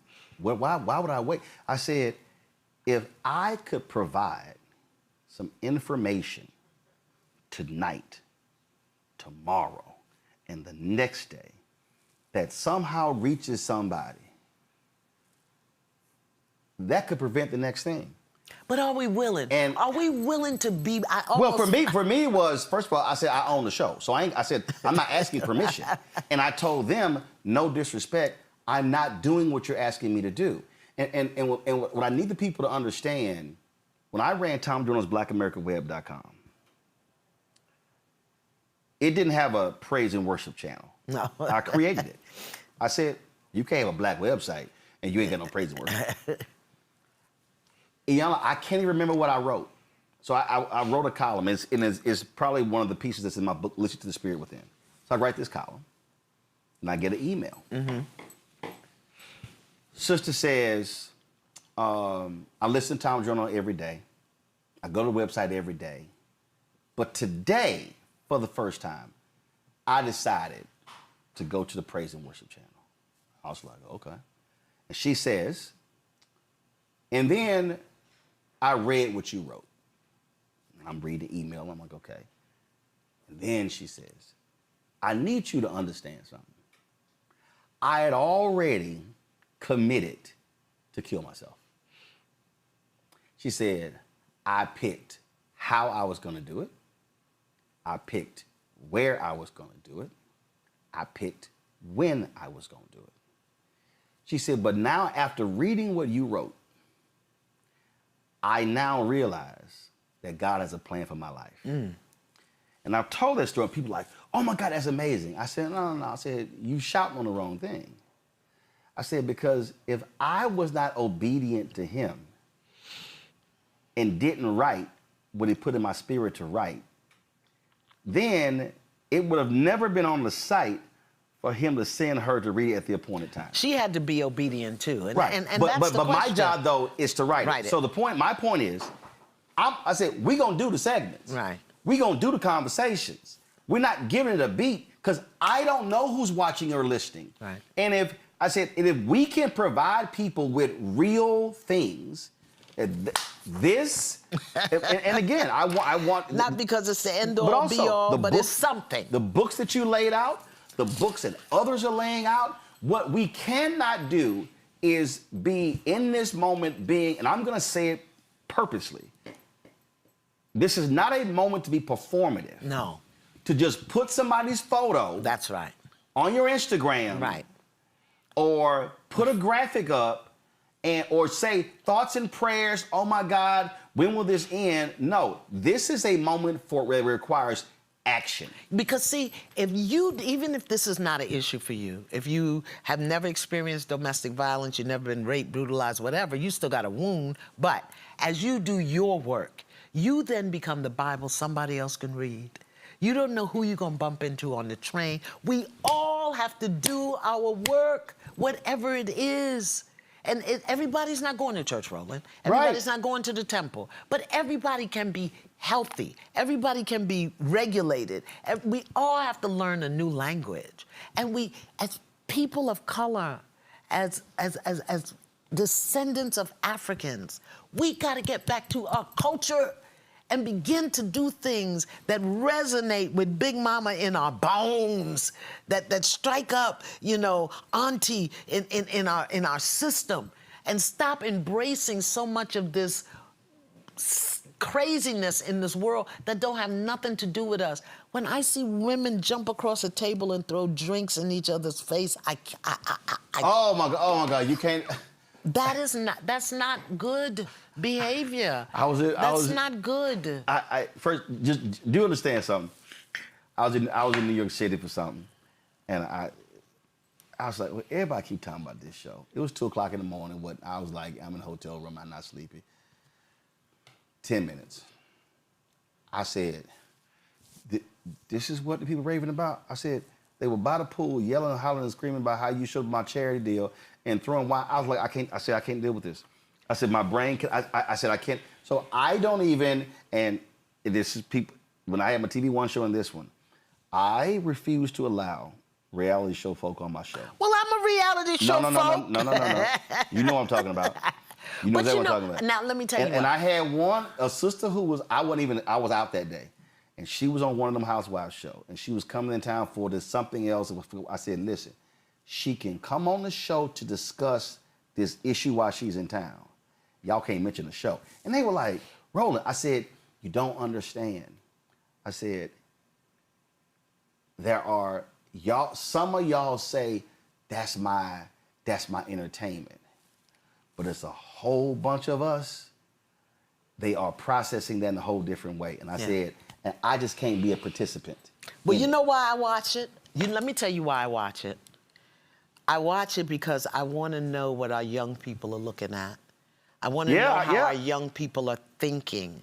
I want to know how our young people are processing, so that should they come to me, I can meet them where they are. I have to meet them where they are. I can't try to pull them up or pull them down. I have to meet them where they are. I don't, and then because I can do that and be present with them, and I have to say, so tell me what is the thinking behind throwing liquor in somebody's face? But I get it from them. I don't understand it. I get it from them. They come to me, I'm gonna send to you. I can't do it. Y'all, I told y'all we were gonna take your phone calls, and we want to set it up first. So put the number on the screen. First of all, I'm gonna show this. First of all, I'll pull it on. The number right there, y'all see 202-890-1199. 202-890-1199. If y'all have, some of y'all are like, hey, I wanted to ask Iyanla a question, here's your opportunity to do so. You can ask her a question. We will take your questions. Let me be real clear. No sermonettes, no speeches, no life stories. If y'all trying to pitch her a product, I'm gonna cut you off. I'm gonna let y'all know. So we're gonna have a question.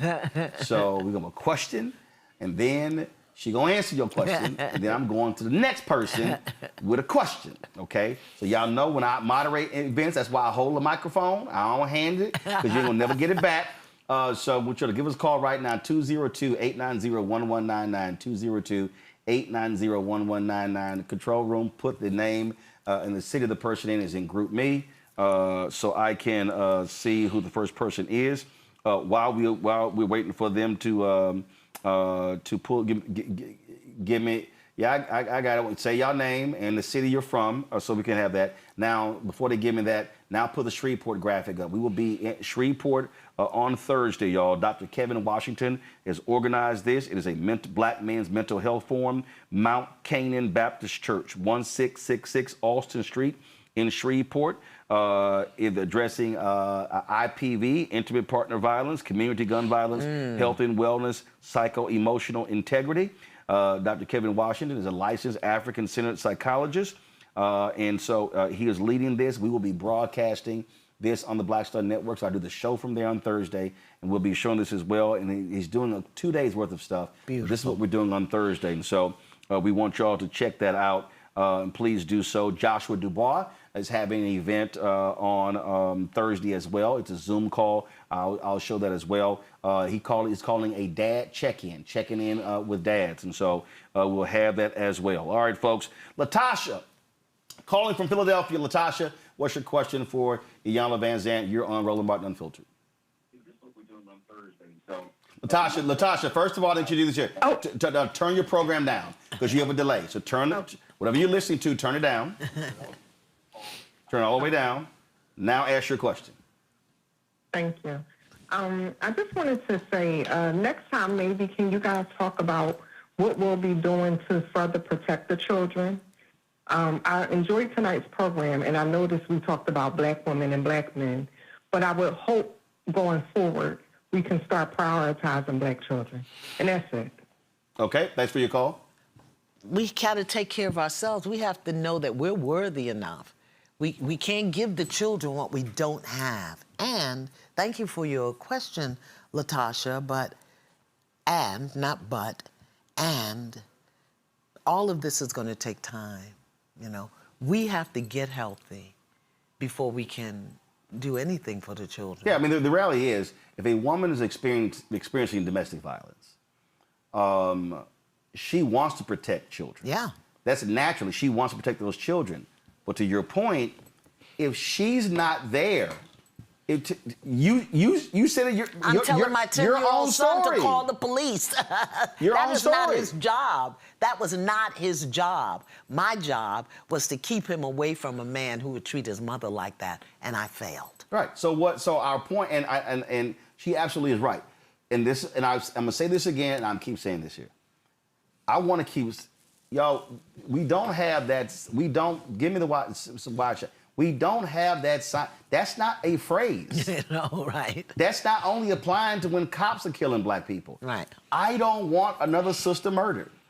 I don't want another child murdered. I don't want another sister beaten, another child to be the byproduct of that.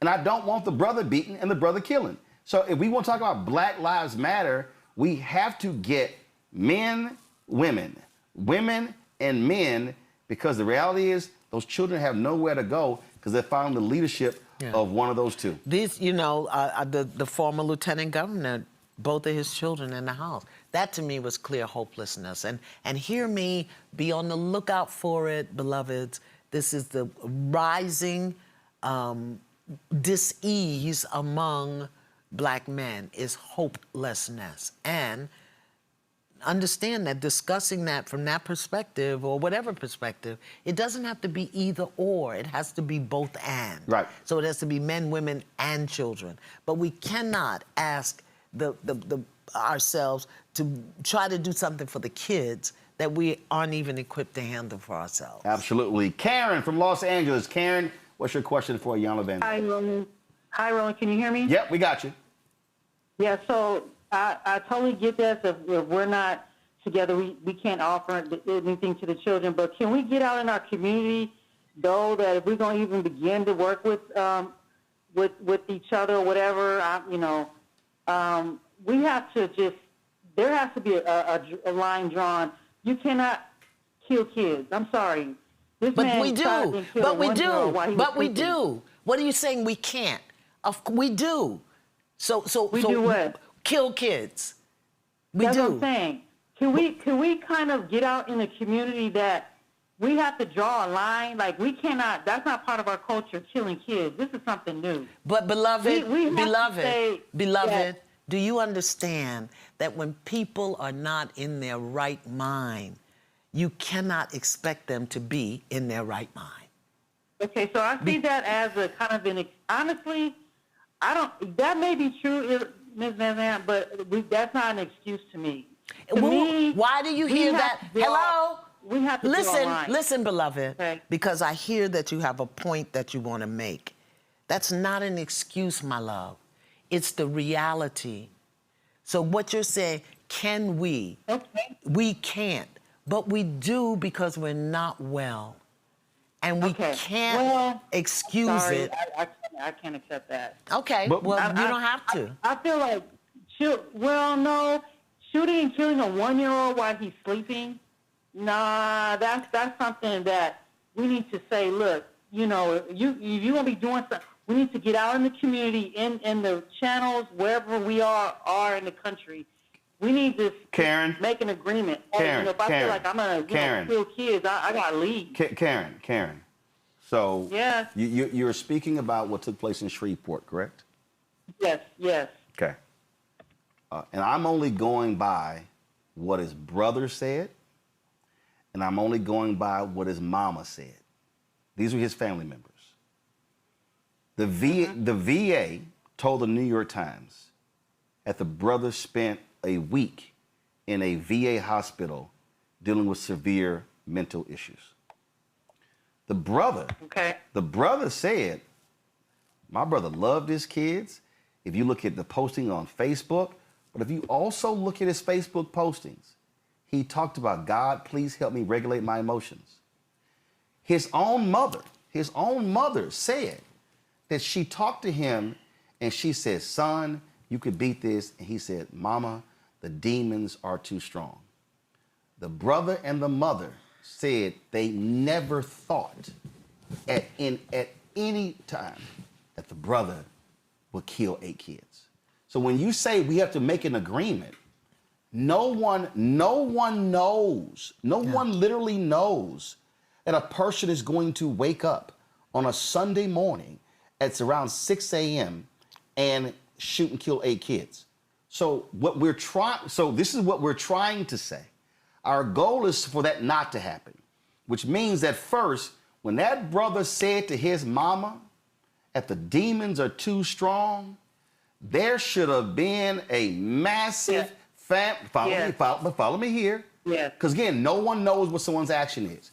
That should have been immediate family emergency. This brother is in a state that we don't know what's going to happen. But that did not happen. So what we're trying to do is deal with people what's happening here, deal with their wounds, so it doesn't lead to that. We don't know a brother's going. No one knew that Justin Fairfax was going to at midnight shoot his wife several times and then kill himself in another part of the house. No one did. It was a shock. No one knew that the brother who was married to the vice mayor in Florida was going to shoot and kill her. No one knew that the 23-year-old son was going to kill his 51-year-old mother in Cook County. So we can't predict that. What we can do is acknowledge we've got mental health issues. There are wounds. There are men and women who are hurting. And our job is to get as much information as possible to reach and touch and teach and empower and inform so it doesn't happen again. That's what our goal is. And you say it shouldn't happen, we agree. But as Iyanla said, it is happening. And we're trying to stop more of this from happening because it is very tragic. So let me ask you a question, Karen. Are you still there, my love? Yes. Okay. Yes, I'm What are still here. you feeling? What are you feeling? Well, I'm feeling anger, and I don't even have kids. Okay. So you're angry about what, my love? What are you angry about? I'm angry that we've got to this point where we're killing kids. To me, I think we're very selfish people. I'm just angry at us as a group. We don't think about the kids enough. We seem to be always thinking about ourselves. We don't think about the kids' well-being. I hear about all the sexual violence. I work in an after-school program, and it's just our girls are so depressed. They feel, rejected. And I just think we're not thinking about our kids enough, and I think it's our fault. We just, as an adult, as a black community, we're letting our kids down, and I'm just feeling angry. And like I said, I don't even have kids. I'm just sitting back watching this and just making me angry. And we have a lot of excuses. That's number one. We have so much excuses. But yeah, we can, go get this expensive car. We can go buy all these expensive clothes or whatever. But we can't think about what's best for our kids. I'm tired of it. And we have so many excuses. And we watching our kids. Our girls are very depressed. They don't like themselves. They're all.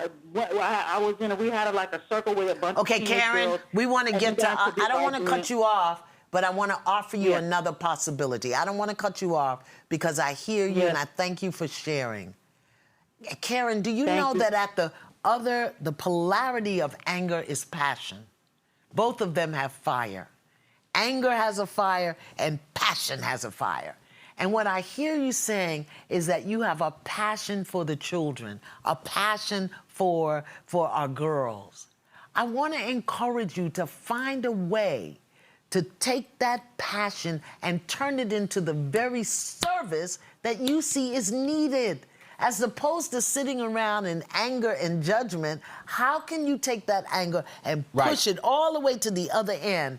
Can you start a program for girls in the after school, in your basement, in your kitchen? Can you have them come over every other week? I already do work in the program. This is what I'm talking all about. right. So then the anger is purposeless. You just holding the anger because it's draining your passion. I just want to encourage you. There you go. Take that anger and push it into that passion and meet every day. And meet in the basement and meet on the corner. Absolutely. Karen, thanks for your phone call. Dr. King said that riots is the language of the unheard. And to your point, because that was somebody called a good friend of mine, he said, I need to talk about your boy, what he's doing. And he said, this is the difference. It was a sister who called him. He said, you're angry. You're upset. He said, Roland's angry and upset with what Justin did, but he's moving towards action to how can he help somebody else. Right. And that's what a lot of us right now are pissed and angry. And sisters catching hell and they're dying. And it's like, got it. As Joe Madison, our late friend would say, what you gonna do? What you doing about it? He always say, how many people have an issue with domestic violence but have signed up to be a safe house? You know what a safe house is? When a woman is being secreted away, she has to stop at houses along the way. What you gonna do? How many people have signed up with the domestic violence headquarters to be a safe house? If you moving a woman through my city, I can keep her 12 days, 10 days, 3 days. You know, because Karen is a classic example of what we do and what we've done, that I just want to give us the opportunity to call, as powerful as we are, and speak anger and upset with no purposeful foundation. That's why I was trying to take that over. Absolutely. There. Of course you feel it. Write that down. Put that on your worksheet. Put that in your journal. Channel your anger. Do something with it. And then take it and do something with it, because we don't care about, I care about the children. I care about men. I care about, I care about us as a people. You care. Absolutely. So again, that identity, so people will hear what she's saying. We don't.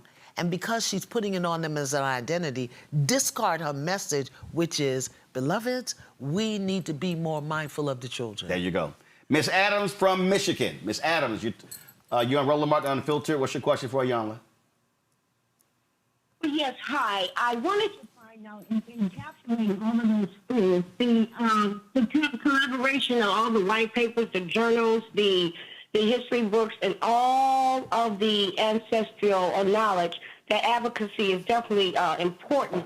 But tying all those together for mental health and access to psychiatrists, things of that nature, we wanted to just find out, what do you suggest for community health workers, in essence, just individuals within the community, to continue to push, that is, totally advocating for our new policies and changes, even though the world may not implement it, we need to implement it back into our communities. And how would that protocol or framework be suggested from you? So I'll address the public policy, and then Iyanla can address the community aspect.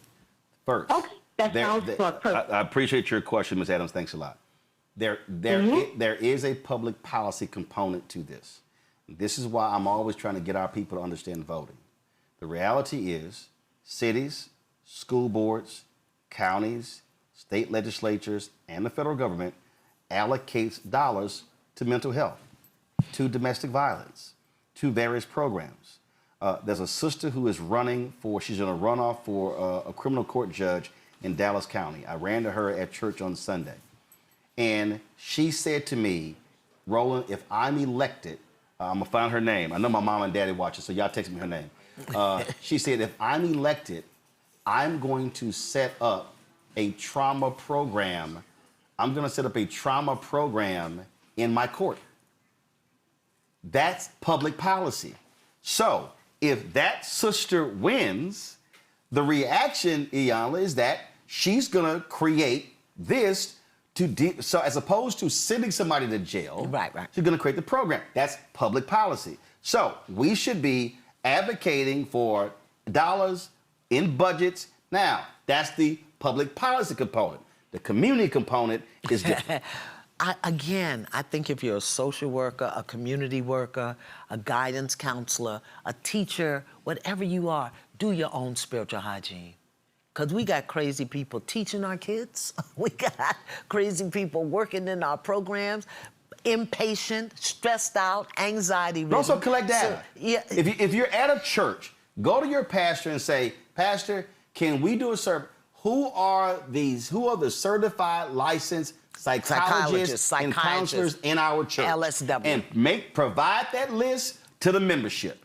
And then, do your work too. Right. And then if you don't go to a church, hey, do your research. Who are the black psychologists, the black psychiatrists, the black counselors who in your town, in your city, and say, hey, we put together a list. This is what I keep trying to tell people. You don't have to ask permission to do that. No, you do not. So you report to Karen in LA, that's one thing you do. So now all of a sudden, if you're in Shreveport or you're in Charlotte or you're in Des Moines or wherever, you say, hey, we got the list. You need some therapy? Here are the black folks who do it. Pick whoever you want to go to, because the person who don't know, they don't even know where to look. You could put the list together. That's called helping the community out and putting it on your website, sharing it with churches, putting in your text chats, sharing it with various groups, and now that thing is circulating all around the community. And I want to, again, encourage teachers, social workers, community workers, do your work also so that when people come to you, you meet them with presence and grace and not anxiety and just discarding them. Hey, I know you probably like when people come up to me, they're like, hey, what's your issue? What you need? Not a problem. Hit so-and-so. Right. Like, I'm all about, listen, you ain't got to give me the 20-minute story. I'm all like, what you need? Yeah. No, hit so-and-so.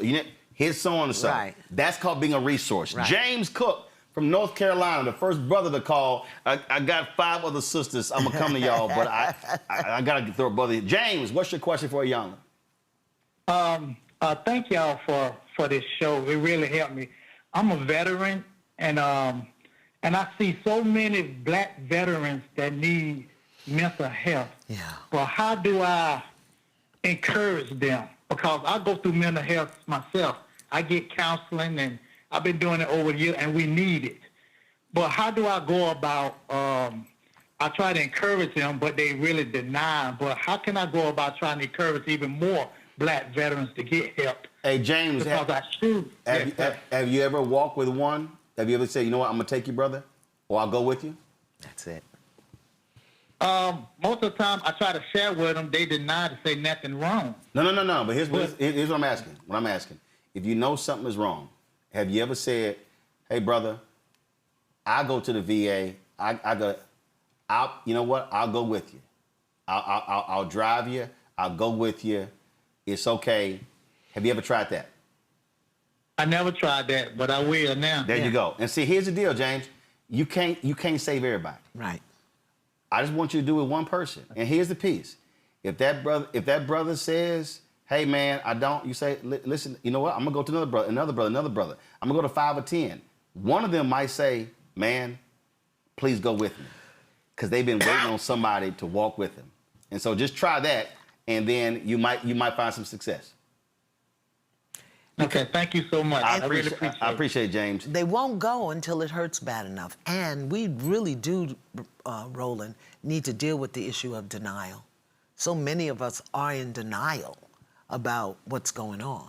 Don't want to talk about it, sometimes because we don't have the language, sometimes because we don't feel equipped, and sometimes because we just too lazy to do the work. But I think the walking with someone is so important because they may be thinking, I'm going by myself.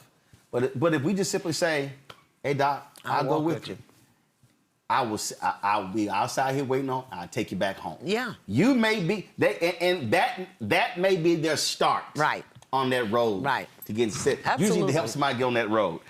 Let's go to Donna McAdoo. Donna put a whole government name in here. Donna McAdoo Kelly, Springfield, Missouri. She put everything in here. Donna, you're on Rolling About the Unfiltered. What's your question for Iyanla? Hey, my brother, how are you? Great. I'm good. I understand that. My name is Donna McAdoo. Pardon my speech, I had throat cancer, so... It's up. Donna, we hear you just fine. Anyway, I wonder why we stay so long. I was in St. Louis, and I moved to Springfield in 2009. This man wouldn't hit me, but he would choke me. And when he choked me so hard that my eye popped out, I knew I had to not say nothing. He went to work, I went to the highway. We stayed too long. Donald, thanks for your call. You actually addressed it. You said... And you will not leave until it hurts bad enough. For her, it was a popped-out eye. For me. And when I try to talk to these young ladies, they give excuses. He didn't mean it. He was drunk. All this other stuff. Yep. Doesn't hurt bad enough. It just doesn't hurt bad enough. When it hurts bad enough... Donald, thanks for your phone call. When it hurts bad enough, they'll leave, but here's the thing. When it hurts bad enough, they'll leave, but then don't blame him. And that's the other thing we get into. You know, then we'll make him wrong for us staying. Yep. And everything, there's a lesson. I learned so much staying in that relationship. I didn't know I was learning. I didn't get the lessons until later, but I never, ever made him wrong. What he did was wrong. How I participated was wrong. But I never made him wrong, and I don't think people understand the difference. Yep. What he did was wrong. It was wrong. What I did was equally wrong. Denise from Virginia. Denise, you're on Roland Martin Unfiltered. Your question for Iyanla. Denise? What do you do if the person is not willing to get help or receive help? How long do we wait for that lifelong? Do we wait for a call back? If they don't call you back and then you find out that it went the wrong way, how do you keep from beating yourself up thinking you should have did X, Y, and Z beforehand? I once heard someone say that you can't help someone if they don't want to help themselves. Denise, I just want to clarify. When you say that person, that man, that woman... a woman. Got it. So, the woman. So you're saying that if that woman doesn't want to leave, if that woman doesn't want to get help, is that what you're saying? Right. Okay. Yes. If you've advised her, and as a mother, I've said to the person, as his mother, I'm telling you, sister, this isn't going to go well for you. You need to leave. And they still don't leave, and they stay in that predicament, in that situation. How much time do you give yourself before you reach out and say, okay, I need you to do X, Y, Z. I need you to, and if they still don't leave and you drop it, then how much more space do you need to give this person? But before I go to Iyanla, I want to ask you a question. You said, as the mother of that man, you went to the woman. Is that what? And I said, this isn't going to go well. No. I understand that. No, hold on. I heard you. Here's my question for you, and then this is not judging. What conversation have you had with him? For him to not do what he was doing, you don't put your hands on a woman, you don't do this. How would you like if someone did this to your sister? Right. Hold on. I got all of that. Have you said to him, and I'm assuming this is your son, have you said to him, son, you need some help. Son, you need some therapy. Son, I will take you there because the path that you are wrong on is a destructive one. Have you said that to him? I have said to him. And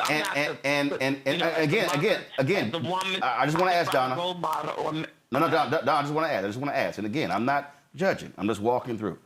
Right. Did you said to him, son, you need some help? And Yes. what did he say to you? I don't need no help. I just need them to do, just a lot of venting. And not being accountable for what he's doing, not being held responsible for what he's doing. So much not feeling bad until I say, and then he'll come back and say, yeah, Mom, you were right. I should have did. Because I'll say, just leave. You have to leave, because if it gets too hot and gets too emotional, you have to step out of that situation. You're not going to see the wrong that you're doing until you leave and get out of it. So, okay, so when you did that, and he said, Mom, you're right, did you say, son, here is the name of a counselor, a therapist, a psychiatrist? Yes. Go ahead. I had looked up several places that he could check himself into, several places he could go to talk to people, several brothers that he could talk to, several Mason brothers he could go to, and I tried to pair him with different stronger men that he could go to, because my father wasn't here to, anymore. Than the role model he did have, that person wasn't here anymore. So it looked like to him that I have no ally. I have nobody to go to anymore. His father wasn't in his life. We couldn't go there. And so I saw other men that I could say, okay, talk to this man, talk to this brother, seek this out from this and that person. Got it. And he still resists. He would go to him, but he just wouldn't listen. He wouldn't listen sometimes. Iyanla. But now that he's gotten older, he's regretted that and says, I wish I had listened to you, Mom. I wish I had done it this way. I wish I'd have went on and did this and that. So he's matured from that now. But I just wanted to say to that female person, how much space do we give her before we say, you need to leave, and then if they don't leave and you give them the tools and you tell them how to leave, because being a person in a domestic relationship myself, I understood what she was going through and how she was going to justify what he was doing when I'm saying to her, that's not your fault. This is not your fight. This is him. Okay. But you need to know that you can't stay there. You have to secure it and be a safe haven for your children. Got it. Thanks for your call, Iyanla. Thank you. She don't want to hear what I got to say. No. Yes, ma'am. She's over involved. Yes, ma'am. You are too involved in this business. You are too involved. You don't get to tell a woman to leave her husband. You don't get to do that. It's none of your business. What you get to do is to be an elder woman there to support her, to talk about whatever it is that she needs to talk about, to offer her some presence, support, and guidance. It's not your business, because if you tell her to leave and she doesn't and anything happens, then you're going to take that on. And it's not yours to take on. And you don't get to tell your son how to be a husband. You get to tell him how to be a son, how to be a man. And if he doesn't want to listen to you, he doesn't. You got to have clearer boundaries here. You're over-involved. And when he wants to do it, he will. Your job, Mama, is to pray. Your job is to be present to the degree. Your job is to have real boundaries. But you looking for men for him and this for him, beyond, here's a name, I'll go with you. You over-involved in this. I'm going to say this, Donna. You done exactly what you're supposed to do. Yeah, get out. You went to talk to your son, you tried to help him. You went to the sister, you tried to help. You have done, no one can say Donna did not do what she's supposed to do. Iyanla said it earlier. A person does not leave until they have decided that the pain is no longer bearable. Do they have children? She's gone. She already gone. But she could be grandma. Just be grandma. Yeah. Just be grandma. I don't want Donna to beat herself up. Yeah. And I'm sorry, Denise. And I heard all her pain, and I heard it. But the reality is, we've all been there. Yeah. If you can't make a grown person do it, all you can do is give them as many options as possible, and then it's. But remember earlier I said, be a soft place for her to fall. Mm-hmm. But don't just come to complain. What is your choice? What do you... Okay, so you can come, you and the kids can come, we can go shopping, we can bake cake, cookies, whatever. We can't talk about your marriage, because it's clear to me you're not ready to do anything about it right now. There you go. Is it G from Lawton, Oklahoma? They're still there? Sure. Yes, sir. What's your question? My question is in reference to the church. How can we get the church more involved? Because I'm listening to all of the other callers calling in to know I'm not a minister, but I'm thinking some of these things that they're going through goes back to the church. The church needs to get more involved in what's going on now. So, G, let me ask you a question. Do you belong to a church? Sir. Do you belong to a church in Lawton, Oklahoma? No, I don't. Okay, so let's start right there. So now hold up, G. Now, G, hold up. See, G, you called in, and see, we're gonna have to go there. Now, and so again, see, I guess some of y'all thought only Iyanla was gonna ask a question. No, G, you are asking the church to get involved. And you ain't involved. The church is comprised of people. The church is not a pastor. So how can you, being a non-church person, ask the church to get involved when the church needs people who care about the issue to get involved? So you clearly, by calling in, you concerned about this issue. Why is it that you have not joined a church in Lawton, Oklahoma that may very well have a strong domestic violence or anti-domestic violence ministry or a strong men's ministry? Well, I'm gonna keep it real, Ro. I'm still shopping around. Number one. Now hold on, G. How long you been in Lawton, Oklahoma? I moved back about 5 years ago. Now I'm not from here. I'm originally from Los Angeles. G, I got that. So G, you've been shopping for 5 years. 5 years. G, it didn't take you 5 years. I do listen to Jamal Bryant. Okay? No. Listen. Listening online is one thing, but being involved in the ministry is another. Here's all I'm saying, G. It didn't take you 5 years to find a place to live. It didn't take you 5 years to find a job. It probably didn't take you 5 years to find a woman or a man. I don't know your situation. I'm just putting. No. G, I never assume. G, I never assume. My point is this here, G. Roll your roll. G, I got you. 100%. I got you, G. Here's my whole point. Roll your roll. G, I got you. G, I got you. My point is this here, G. If you want the church to be involved, you're going to have to be involved in the church. I know, brother. I know. Thank you. All right, G. Find a church soon, G. Like, give yourself a time limit. All right, okay. G. Hey, Ro. Yeah. Ro. We got you and I have a common denominator, brother. All right, G. I appreciate it, my brother. G, hello, G. I gotta go. Both my grandparents are from Opelousas. Okay, gotcha. My grandparents are from Opelousas, Louisiana. Iyanla, the reason I press G on that is because we keep saying community got to do something, church got to do something, people got to do something, but those institutions are made up of people. But did G download his worksheet? Is G doing his work? Because see, when people aren't doing their work, they make up what work other people got to do. Hey, so do this, Keenan and Wesley. I need y'all to, so the links that of Iyanla's worksheets, put those on blackstarnetwork.com so people can just go right there and download it. So y'all let me know when it's live on the website. See, because he's not doing his work.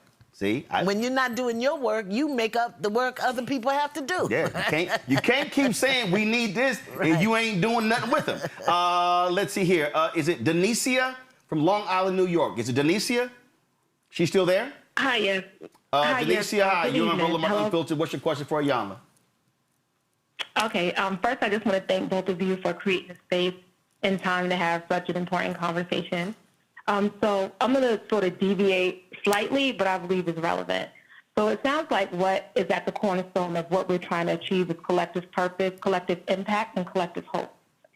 And I believe to achieve this, we have to surrender the pressure that we put on one another to be Christians, especially because Christianity for so many of us is triggering. And with this generation, less of our kids in the African American community are identifying with Christianity. And so I understand that many of our organizations, whether you're talking about D9 organizations, NAACP, it's rooted in European Christianity or the religion of our oppressors. So my question is, how can we promote better respect in our community for our brothers and sisters who are not Christian, but are equally committed to the strength and the health of our community? I didn't know we were talking about Christianity. I thought we were talking about spiritual hygiene. Do your work. Spiritual hygiene. Do your work. And understand culture. You know, culture will, who you are as a person, as an individual, where you come from, what is your cultural roots, your cultural language, will take you where you need to go. This really isn't about Christianity. Those who walk that path, walk that path. Those who walk other paths will walk other paths. But if you don't do your individual work to clean your mind, clear your heart, align your body, embrace spiritual truth and law, it doesn't matter what the oppressor does to you, you're going to do it to yourself. You know, I remember Barbara Dick Gregory one time said, you know, we talk about what the white man do and what the white man do, and the white man ain't putting them spare ribs in your mouth, and you got high blood pressure. You know, we have to look at what we're doing, and don't worry about that. Because when you get right in your spirit, when your mind is clear, when your heart is clean, when you are aligned, you will be directed to where you're supposed to be, whether that's the church, the mosque, the temple, you know, the oak tree in the backyard. Mm-hmm. And it's going to come from within because God is going to take you where you're supposed to be. Denicia, we appreciate your phone call. Thanks a lot. Demi from Texas. Demi, we're taking 4 more calls, 3 after this one. Demi, what is your question for Iyanla? Hi, Roland and Iyanla. Ms. Vanzant, yes. I just wanted to say, I think Roland answered my question because I was just asking for how do we go forward with seeking mental health professionals, and he did clarify that when he said go through the church or try to go through directories, I guess, and look for Black therapists. Right, so I want you to look up the Association of Black Psychologists. National Association. We right? had Dr. Monique Swift Muhammad on. She's the president. Right. There are several organizations, but start with them. They have a database. Also, National Medical Association. That's the group of black doctors. Try them as well. And what we're going to do is we're going to also be reaching out. And social workers, International Association of Black Social Workers. You got social workers as well. So one of the things that we're going to do is we're going to also begin to compile links to those different groups and have them on blackstarnetwork.com. That way we can just say, hey, we already got on the website, and we'll just add more to it just to make it a lot easier for y'all to be able to access the information. But we appreciate it. Thanks for your phone call. And if you are a psychologist, psychiatrist, social worker, licensed clinical social worker, please send me your information at customer@iyanla.com because I do have a resource list. There you I go. have coaches, ministers. So if you are, you know, and you accept patients, clients, send me your information. I would love to put it on my resource list. You said customer@Iyanla, IYANLA.com. Got it. Send me your card, your number, what services you offer, and we'll put it on our resource list. There we go. I have a real long resource Good. list. Clyde from Houston. Clyde, you're on Roland Martin Unfiltered. What's your question for Iyanla? Hey, how's it going, Martin? Doing great. Again, I wanted to say to you in regards to, again, the topic itself, that you and what you and Iyanla was doing in terms of the abuse that's happening with the Black women in our community, too, as well. I think also, too, Roland, that you're on target with what you're doing as well as her, having her there. I say to you that I grew up in a household where my dad, again, was an abuser in terms of my mom being an alcoholic. But I say to you that it's important that the topic that you have, so much of what you're saying, I wasn't taught about how to handle and deal with my wife or my woman leaving the house. I became what my daddy was leaving the house too. We become what we come from in terms of our behavior. Yeah. I say to you is that, you know, it's widespread with us as Black men not being taught about how we should handle our women, because, you know, we become what we've been exposed to. Clyde, how And I did say you? to your honor too as well. Clyde, how did you? What's his wound? Ask him what his wound Yeah, is. What's your wound, go ahead. Clyde? What's Beg your your pardon? personal wound that you are still working to heal? What's your wound? Not so much of that is I'm calling to support you and what you're doing in terms of my support, experiencing that growing up. You know, So as what's a your black wound, young Clyde? man and becoming a man. So is that your wound? Seeing your father physically assault your mother? Exactly. Exactly. I agree. Exactly. And here's my question. Here's my question for you.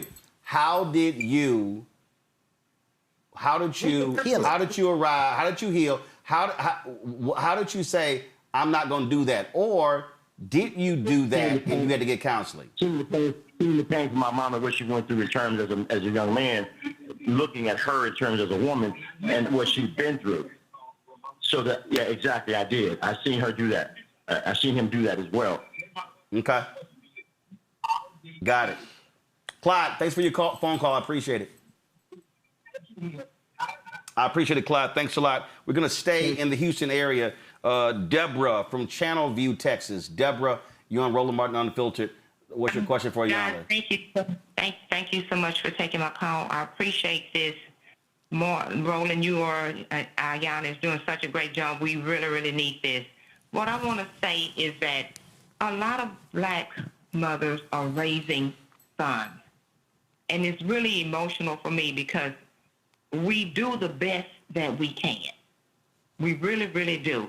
I have 4 sons. Thank God I wasn't a single parent, but I have 4, and I have some wonderful sons. I'm a mom, and I have wonderful sons. And at an early age, my husband and I taught all of our boys about domestic violence and not to hit.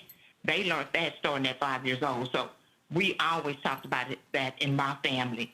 And I just want to know, how did you start the conversation? Because it's not an easy conversation to start. And as a parent, we know our kids, and we can read our kids, and we know when something is wrong. So you want to step in as early as you can. So how do you just start that conversation in the family that don't even want to hear it? It's a couple of things. I want to give a big up and a shout out to black women who are raising sons and to implore you to do your work, because all men marry their mothers. If you're angry, wounded, broken, whatever it is, he's going to look for that in a woman, either to fix it or to engage it. And as a mom, we owe it to our children. I talk about, in Spiritual Hygiene, I talk about the contributions that I made to my daughter's life that supported her death, because I didn't know that I had work to do. I think the conversation begins, Ma, with self-respect. Men who really respect themselves don't beat women. Men who really respect themselves, who haven't bought into the devaluation, dehumanization, minimization that this society heaps upon them. A man who really loves and respects himself, won't do that. And a man who does not embrace patriarchy, misogyny, does not do it as well. He doesn't. And so the conversation with our sons really has to be about loving, honoring, and respecting themselves. This is what I taught my great-grandson that I'm raising. You are a strong black boy becoming a powerful black man who's going to do great things in the world. That's what I say to him. You are a strong black boy. And as a black boy, you have to have respect, responsibility, accountability, courage, kindness, and compassion. We forgot that part, kindness. Kind man is not going to hit a woman. A compassionate man is not going to hit a woman. A man who has respect is not going to, a man who's responsible. So it's teach the principles that they need to embody as men, and then they won't have that bad behavior. And not even just hit. Again, I keep, for me, everything is the continuum, okay? And I deal with, I think linear. The end of the line is murder. Yes. Before murder is physical assault. Cussing you out. Before physical assault is verbal assault. Yes. And so, And psychological. Right. So before verbal assault is tone that creates fear, anxiety, all of that. Intimidation. And so how I want us to think about this here is, we know what the end is. I need us to bring it all the way back here to say, now, so when you ask the question, how do you, this is not, the starting point is, for me, is not teaching sons not to hit. Right. That's not the starting point. No, absolutely the not. Starting point is, son, why did that thing make you angry or cause you to have heightened tension and for you to shout and yell? Well, I want to go back even further than that. Right. Before that is, tell me what you're feeling. Right. So what I'm saying is, and again, I'm not. Your question is excellent, but we got to move our starting point way earlier. Yeah. Because the early stuff leads to the verbal abuse, leads to the physical hit, leads to the choking, leads to the sexual assault in relationships. And then it's going to lead to murder. Yeah. So we got to be dealing with this stuff on the front end. So I want to say to all mothers out there who have sons or grandmas, who have grandsons, aunties, who have nephews, who are 4 years, between 4 and 13, figure out how to help them verbalize what they're feeling. There are books that you can get so that they know the distinction between frustration and gas. Right. Between disappointment and exhaustion. Between anger and sorrow, anxiety, disappointment. Be willing to ask him, tell me what you feel. How did that make you feel? Because that is what overwhelms the central nervous system of a man. Suppressed feelings. What overflows the central nervous system of a woman is repetitive thoughts. So get him to talk about, what does that feel? How did you feel? Right. Or this is not tied to this, but actually I think it is.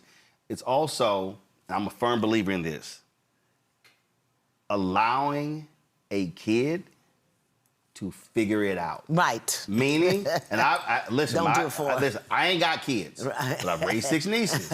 And I'll be sitting there going, I know the answer. You're going to figure it out. Because the reason I did that, Iyanla, because I wanted to see their thought process. Yeah. I wanted to see in real. I'm sitting, because everything. Look, when it comes to media, I don't care. I remember we were at TV One. Henry knows. I was the radio show I had. They were screwing the phone calls up. I'm like, man, I ain't dealing with y'all. So I sat there. And I had a mixer and I had cables, and all I did was just sit there and just look at it. And Henry said, "You ain't leaving here till you figure this out." I'm like, "Yep." And so the whole thing was thinking through. You made a point earlier when you talked about the social media world, and I need parents to understand. For millennials are not as bad on this, but absolutely with Gen Z, Gen Alpha. The social media world and how they're being taught in educationally. They're being taught to memorize. That's right. But not to think. That's right. Not to process. That's right. Not to go through, to your point, why did that make you angry? That's right. Why are you upset? Why? And so, for me, I wanted to see my nieces think. Right. I wanted to see this, that, and the other. The other thing because that's a part of also, you take the thinking through of that and you apply it over here. Again, going back to when clothes shrunk. Now, I could get mad and yell, and it could lead to, or I can we're going to bypass all that and just do this. But I had to process all of that. But you know what else that taught you, Roland? Which like you said, they learn to memorize, not to think. Thinking through it, working it out teaches patience. Yes. It teaches creativity. It actually calms you down. Imagination. It calms you down. So it gets you a whole lot You of forgot things. why you were mad. And as I said earlier, Black women, we love deeply, we love loyally and we love sacrificially. But in that process, Yes. we overgive, we overextend, we overinvolve. The mama telling her grown son with a wife what not to do. Oh, you want to do that and end up in jail? That's not going to turn out well for you, but I hear you. You have a right to make that choice. I never forget. Before Alexandria, get ready for your question. It was in Houston, Texas. These two white guys and a black guy decided to go to Montrose, which is the gay part of Houston, and they killed a man. And the reporters were in the hallway talking to the parents, and the dad was standing there, and the mom was over there crying, and the dad said, "Let me be clear. My son did it. My son's pleading guilty. We're not going to mortgage our house to hire a lawyer to get him off. He has to accept the consequences." He said, "I hate that my wife is having to sit here and deal with this pain." Yeah. He said, "But the reality is my son made a decision, and he's going to have to accept the consequences of his decision." Wow. It was, now, my dad watched 5 hours of news a day. I mean, I will never forget that story, because this black daddy, it wasn't this whole, "Oh no, my baby, not my baby." He said, "No, we are not about to sit here and ruin our lives trying to get him off." He said he did it. And you know, that's probably the most loving thing that he could do, first for himself and his wife, but second of all for the son, to hold him accountable, to allow him to experience the consequences and to take responsibility. He was saying, "Me and your mama can't save you." Yeah, so many times, you know, we keep people from hitting rock bottom because we forget God made the rock. And we also don't want to see them what we consider suffering, not knowing whether or not in that consequence, in that choice, is the ultimate lesson they have to learn. To that mama, her son may have to go to jail. Yeah. He keeps beating his, if she gets enough is enough, if she filed charges, and if she could say, "Son, I told you we were gonna be here. Yeah. But you didn't listen. Right. I gave you everything, I did the resources, but you didn't listen." And people are going to have to go through a criminal justice system. If you are physically harming somebody, that is assault. And if you commit that act, you're gonna have to deal with the consequences. We trying to keep people from even getting to that point. Alexandria, you have the last question from Philadelphia City Brotherly Love. Since you started these platforms. Thank you. My question as a black woman with black men, watching them going through day by day, going through the motion of survival and survival mode. That's our And number one survival enemy. mode can cause you to burn out, and that burnout can cause depression. I've watched it in several men in my life. Yep. My nephew and my best friend. My best friend is right now watching his father go through hospice. My nephew informed me that swimming upstream is his way of handling things. And they both put their health aside. They both put time to rest aside. And that's where my concern is. I'm not trying to be a nag, but my thing is I want to know the right questions to ask to make sure they are okay and taking care of themselves. Alexandria, thanks for your question. I don't even think it's a question. I just think it's a statement. Listen, I'm looking at you. This is what I see. This is what I feel. I want you to know I'm here. For support, I'm here. Don't ask any questions. And there's nothing you can ask, because the one thing you don't want to do is to press in too deeply, too far, and then have them shut down on you. So there's nothing, just say, you know what, I'm looking at you and I know what I'm seeing, and I want you to know I'm here. If you need to go talk to somebody, I'll go with you. As you said, if you need a day off, can I get you a massage? I mean, whatever it is. Here's the question that I would ask. Tell me how you're feeling. Not what you're doing. Tell me how you're feeling. And just let him start there. How often do people ask you, Roland, as a man, Roland, how you feel? Rarely. Okay. Rarely. They'll ask you what you doing, what you up to. Rarely. Alexandria, first of all, thank you for your phone call, and I'm gonna answer your question. So thank you for your phone call. Thank you. Rarely it happens. and because people pull, texting and calling and wanting, can you call somebody? Can I get on your show? I got a book and all of that. And it's emotionally draining. Yeah. And so what I always say, you have to, when you've been drained, you got to be filled back up. For me, I love golf. Golf is my escape. Okay. I'm outdoors. Okay. I'm walking. I'm enjoying it. I may not be playing that great that day, but I'm still, that's my thing. I'm rarely on my phone. I need my escape. Okay. What I would say to Alexandria, first of all, when she said, the brother said he was swimming upstream. Now, first of all, I don't play with water. I'm a land-based brother. But swimming experts say when you are swimming against the current, yeah, the smart thing to actually do is to swim sideways. Right. So you can go across. So you can go across. Yeah. The problem that what we have not done is we have not, I need people listening and watching. You threw out something that I guarantee you people went, what's she talking about? When you said a massage. Yeah.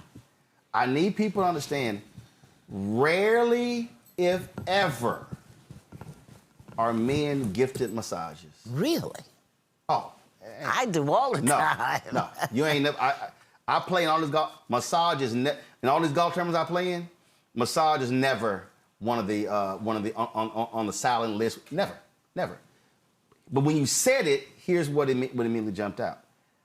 To that brother who's going through stuff, there's no place to release tension. Yeah. There's no place. He ain't never. He may have a massage. Oh my God, this is what it's like. Men don't get massages like that. What we have to do is we have to figure out.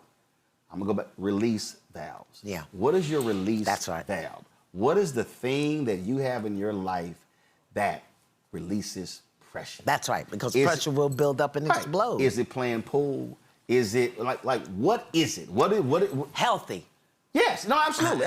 Oh no, like see, look, I don't drink, I don't smoke, I don't do an energy drink or coffee. So the thing then becomes, what is your healthy release valve? Okay, but you got to have it. Yeah, because the problem is, so when I see a lot of cats, they don't. They around the family. Is all man is work. No. You got. I don't care if it means go take a walk. Yeah, got a release valve. And so that's what I would say. My advice to Alexandria would be, as she's talking to those men, saying, I know you feel hopeless, but the reality is anything could turn around at any given moment. Any moment could be the moment. But if this is not well, that ain't well, when the moment comes, you ain't gonna be ready because you won't be able to notice it. Yeah. And so recommending to them those release valves, saying if that's her son or nephew and is this stress, bring the kids over. Right. Y'all go out and I got it. Folk gotta have those. That is pressure building. That's right. It's building up. The sister who called saying sounds like excuses. Y'all and I a bunch of y'all on social media trying to tell me the same thing. I'm trying to tell y'all, we gotta stop using phrases like that's an excuse. No, nobody wakes up ready to beat somebody. Stuff leads to that. What we are trying to do is confront the stuff. Yeah. And deal with the stuff. Deal with the wound. Deal with all of that. The emotional deregulation, the overwhelmed central nervous system, the suppressed emotions. I'm telling you, I am totally convinced that our ancestors, present in our DNA and in our bone marrow, are so distraught with the way we are behaving that they're rebelling against us, within us, to bring us to the point of saying, we got to do better. We just have to do better as a people. Men, look at your wound and own the harm that it's caused, and figure out what you need to do to get the wound healed up so that you can eliminate the harm. Women, you can love them, whoever they are, but don't lose yourself. And that's why you have to do your spiritual hygiene. You're cleaning your mind. You're strengthening yourself. Man, look at your invisible aches. Look at your invisible aches. Because it just looks like you're not hurting. We know you are, and we don't know what to do about it. So when we know you're hurting, we don't know what to do about it, then we'll overgive, overextend, over-excuse, because we do love you. We do love you. All of us need to stop thinking of each other as enemies. Black men are not the enemy of black women. Black women are not the enemy of black men. And this society, this structure of this system has pitted us against one another, and somebody's getting rich off of it. The other thing, we've got to really, as a community, individuals, I don't want to say we, as individuals, we really want to start monitoring what we put out in the universe in terms of our messaging, in terms of our speaking, in terms of our canceling, judging. Why? Because everything you put out is coming back to you. Some of us are getting our butt kicked about gossip and judgment and speaking that we did 5, 10, 15 years ago. It's coming back. There's an equal and opposite reaction for everything. So we just need to clean up, Roland. What you just said there, my final comment is this. There was when I was in the Dominican Republic on vacation, anniversary vacation, and somebody hit me and they said, there are people who on TikTok who are calling for YouTube to cancel your channel. And I laughed. And I said, well, that's dumb.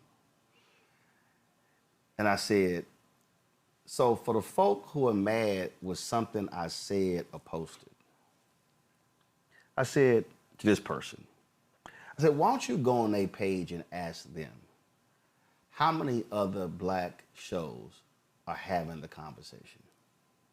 Well, how many other black shows are there? Well, there are black shows. Okay. But there are black shows, but then there are shows hosted by blacks.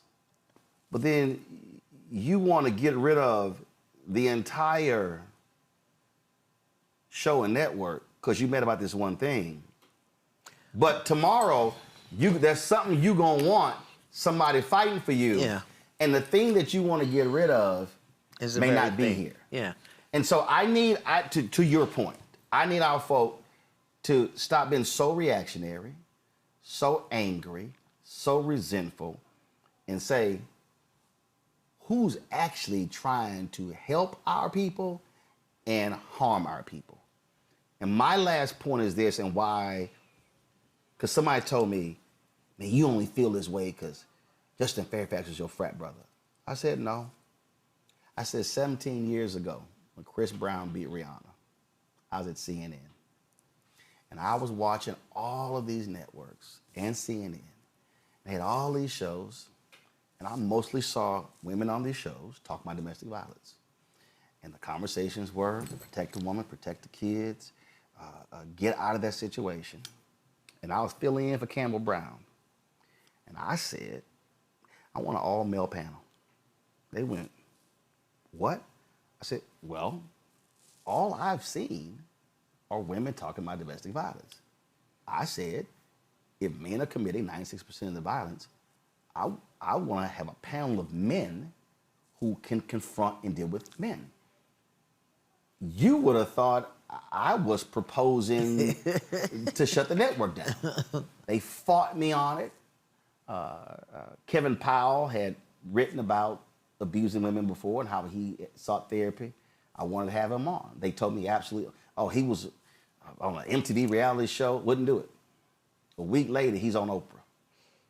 A week later, Oprah had a show with men, domestic violence. Yeah.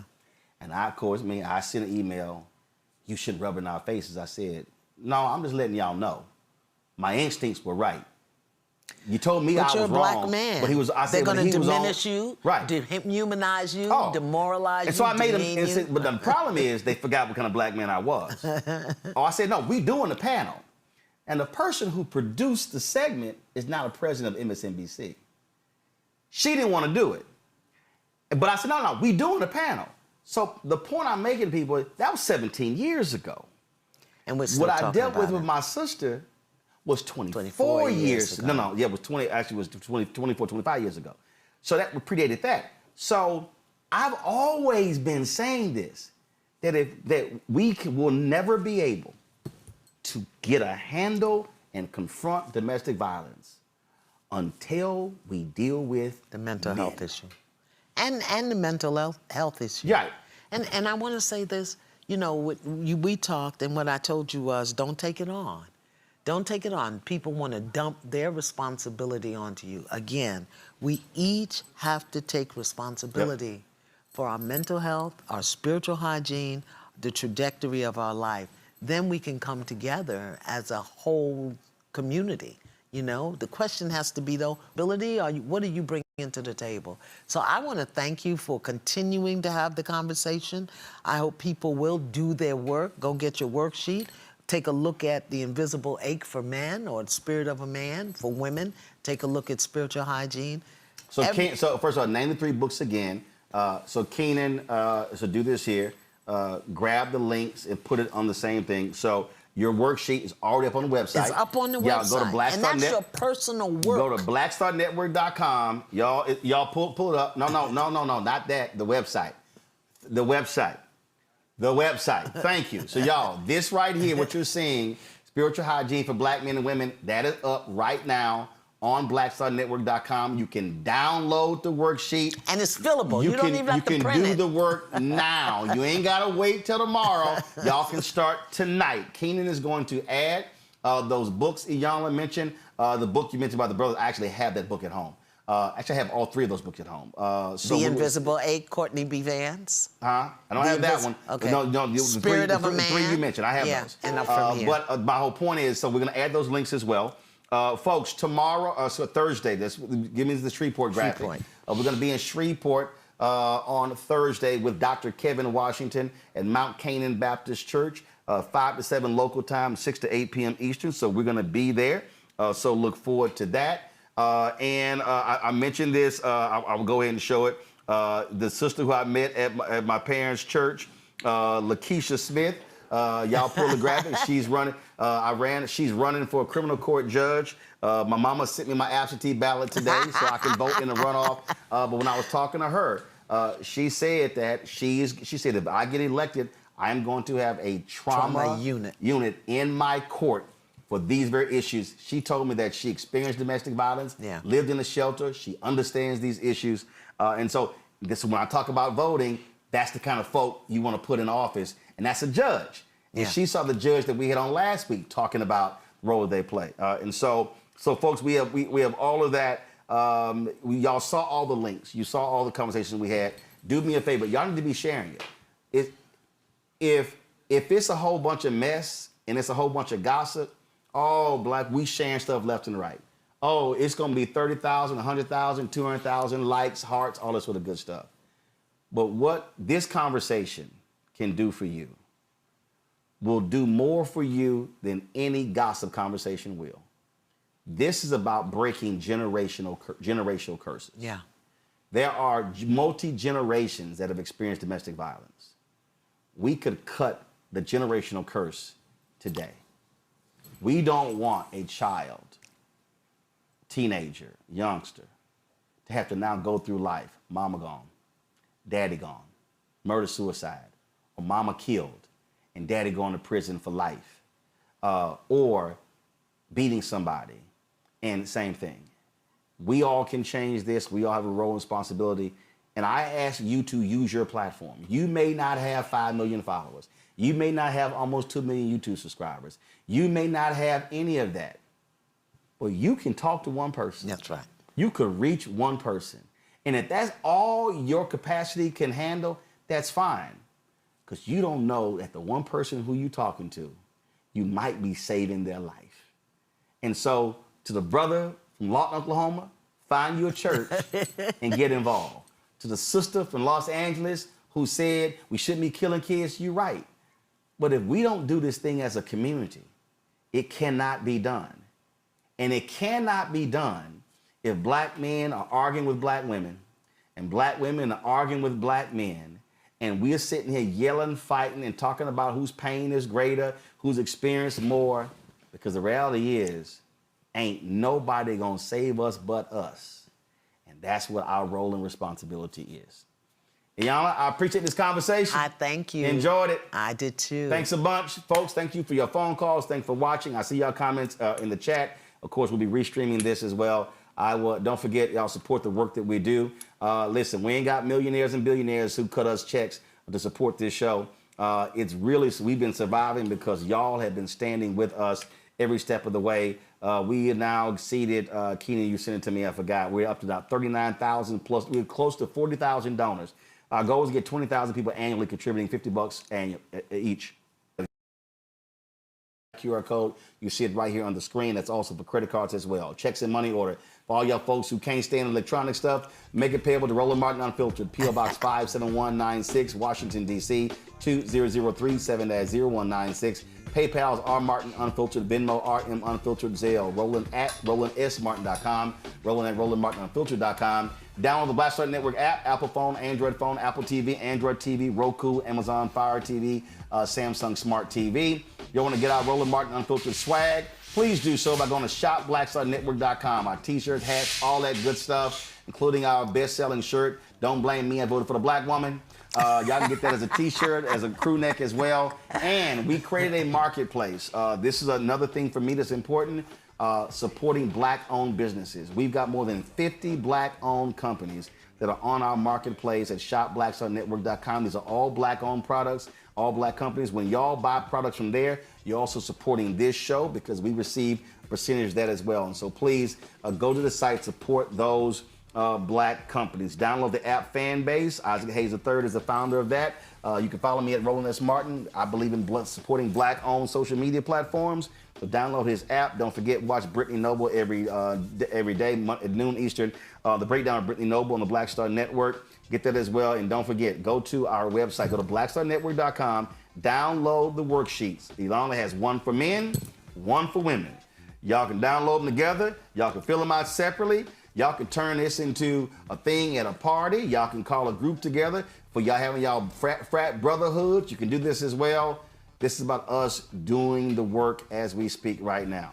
Folks, that's it. I'll see y'all tomorrow right here, Roland Martin Unfiltered on the Black Star Network.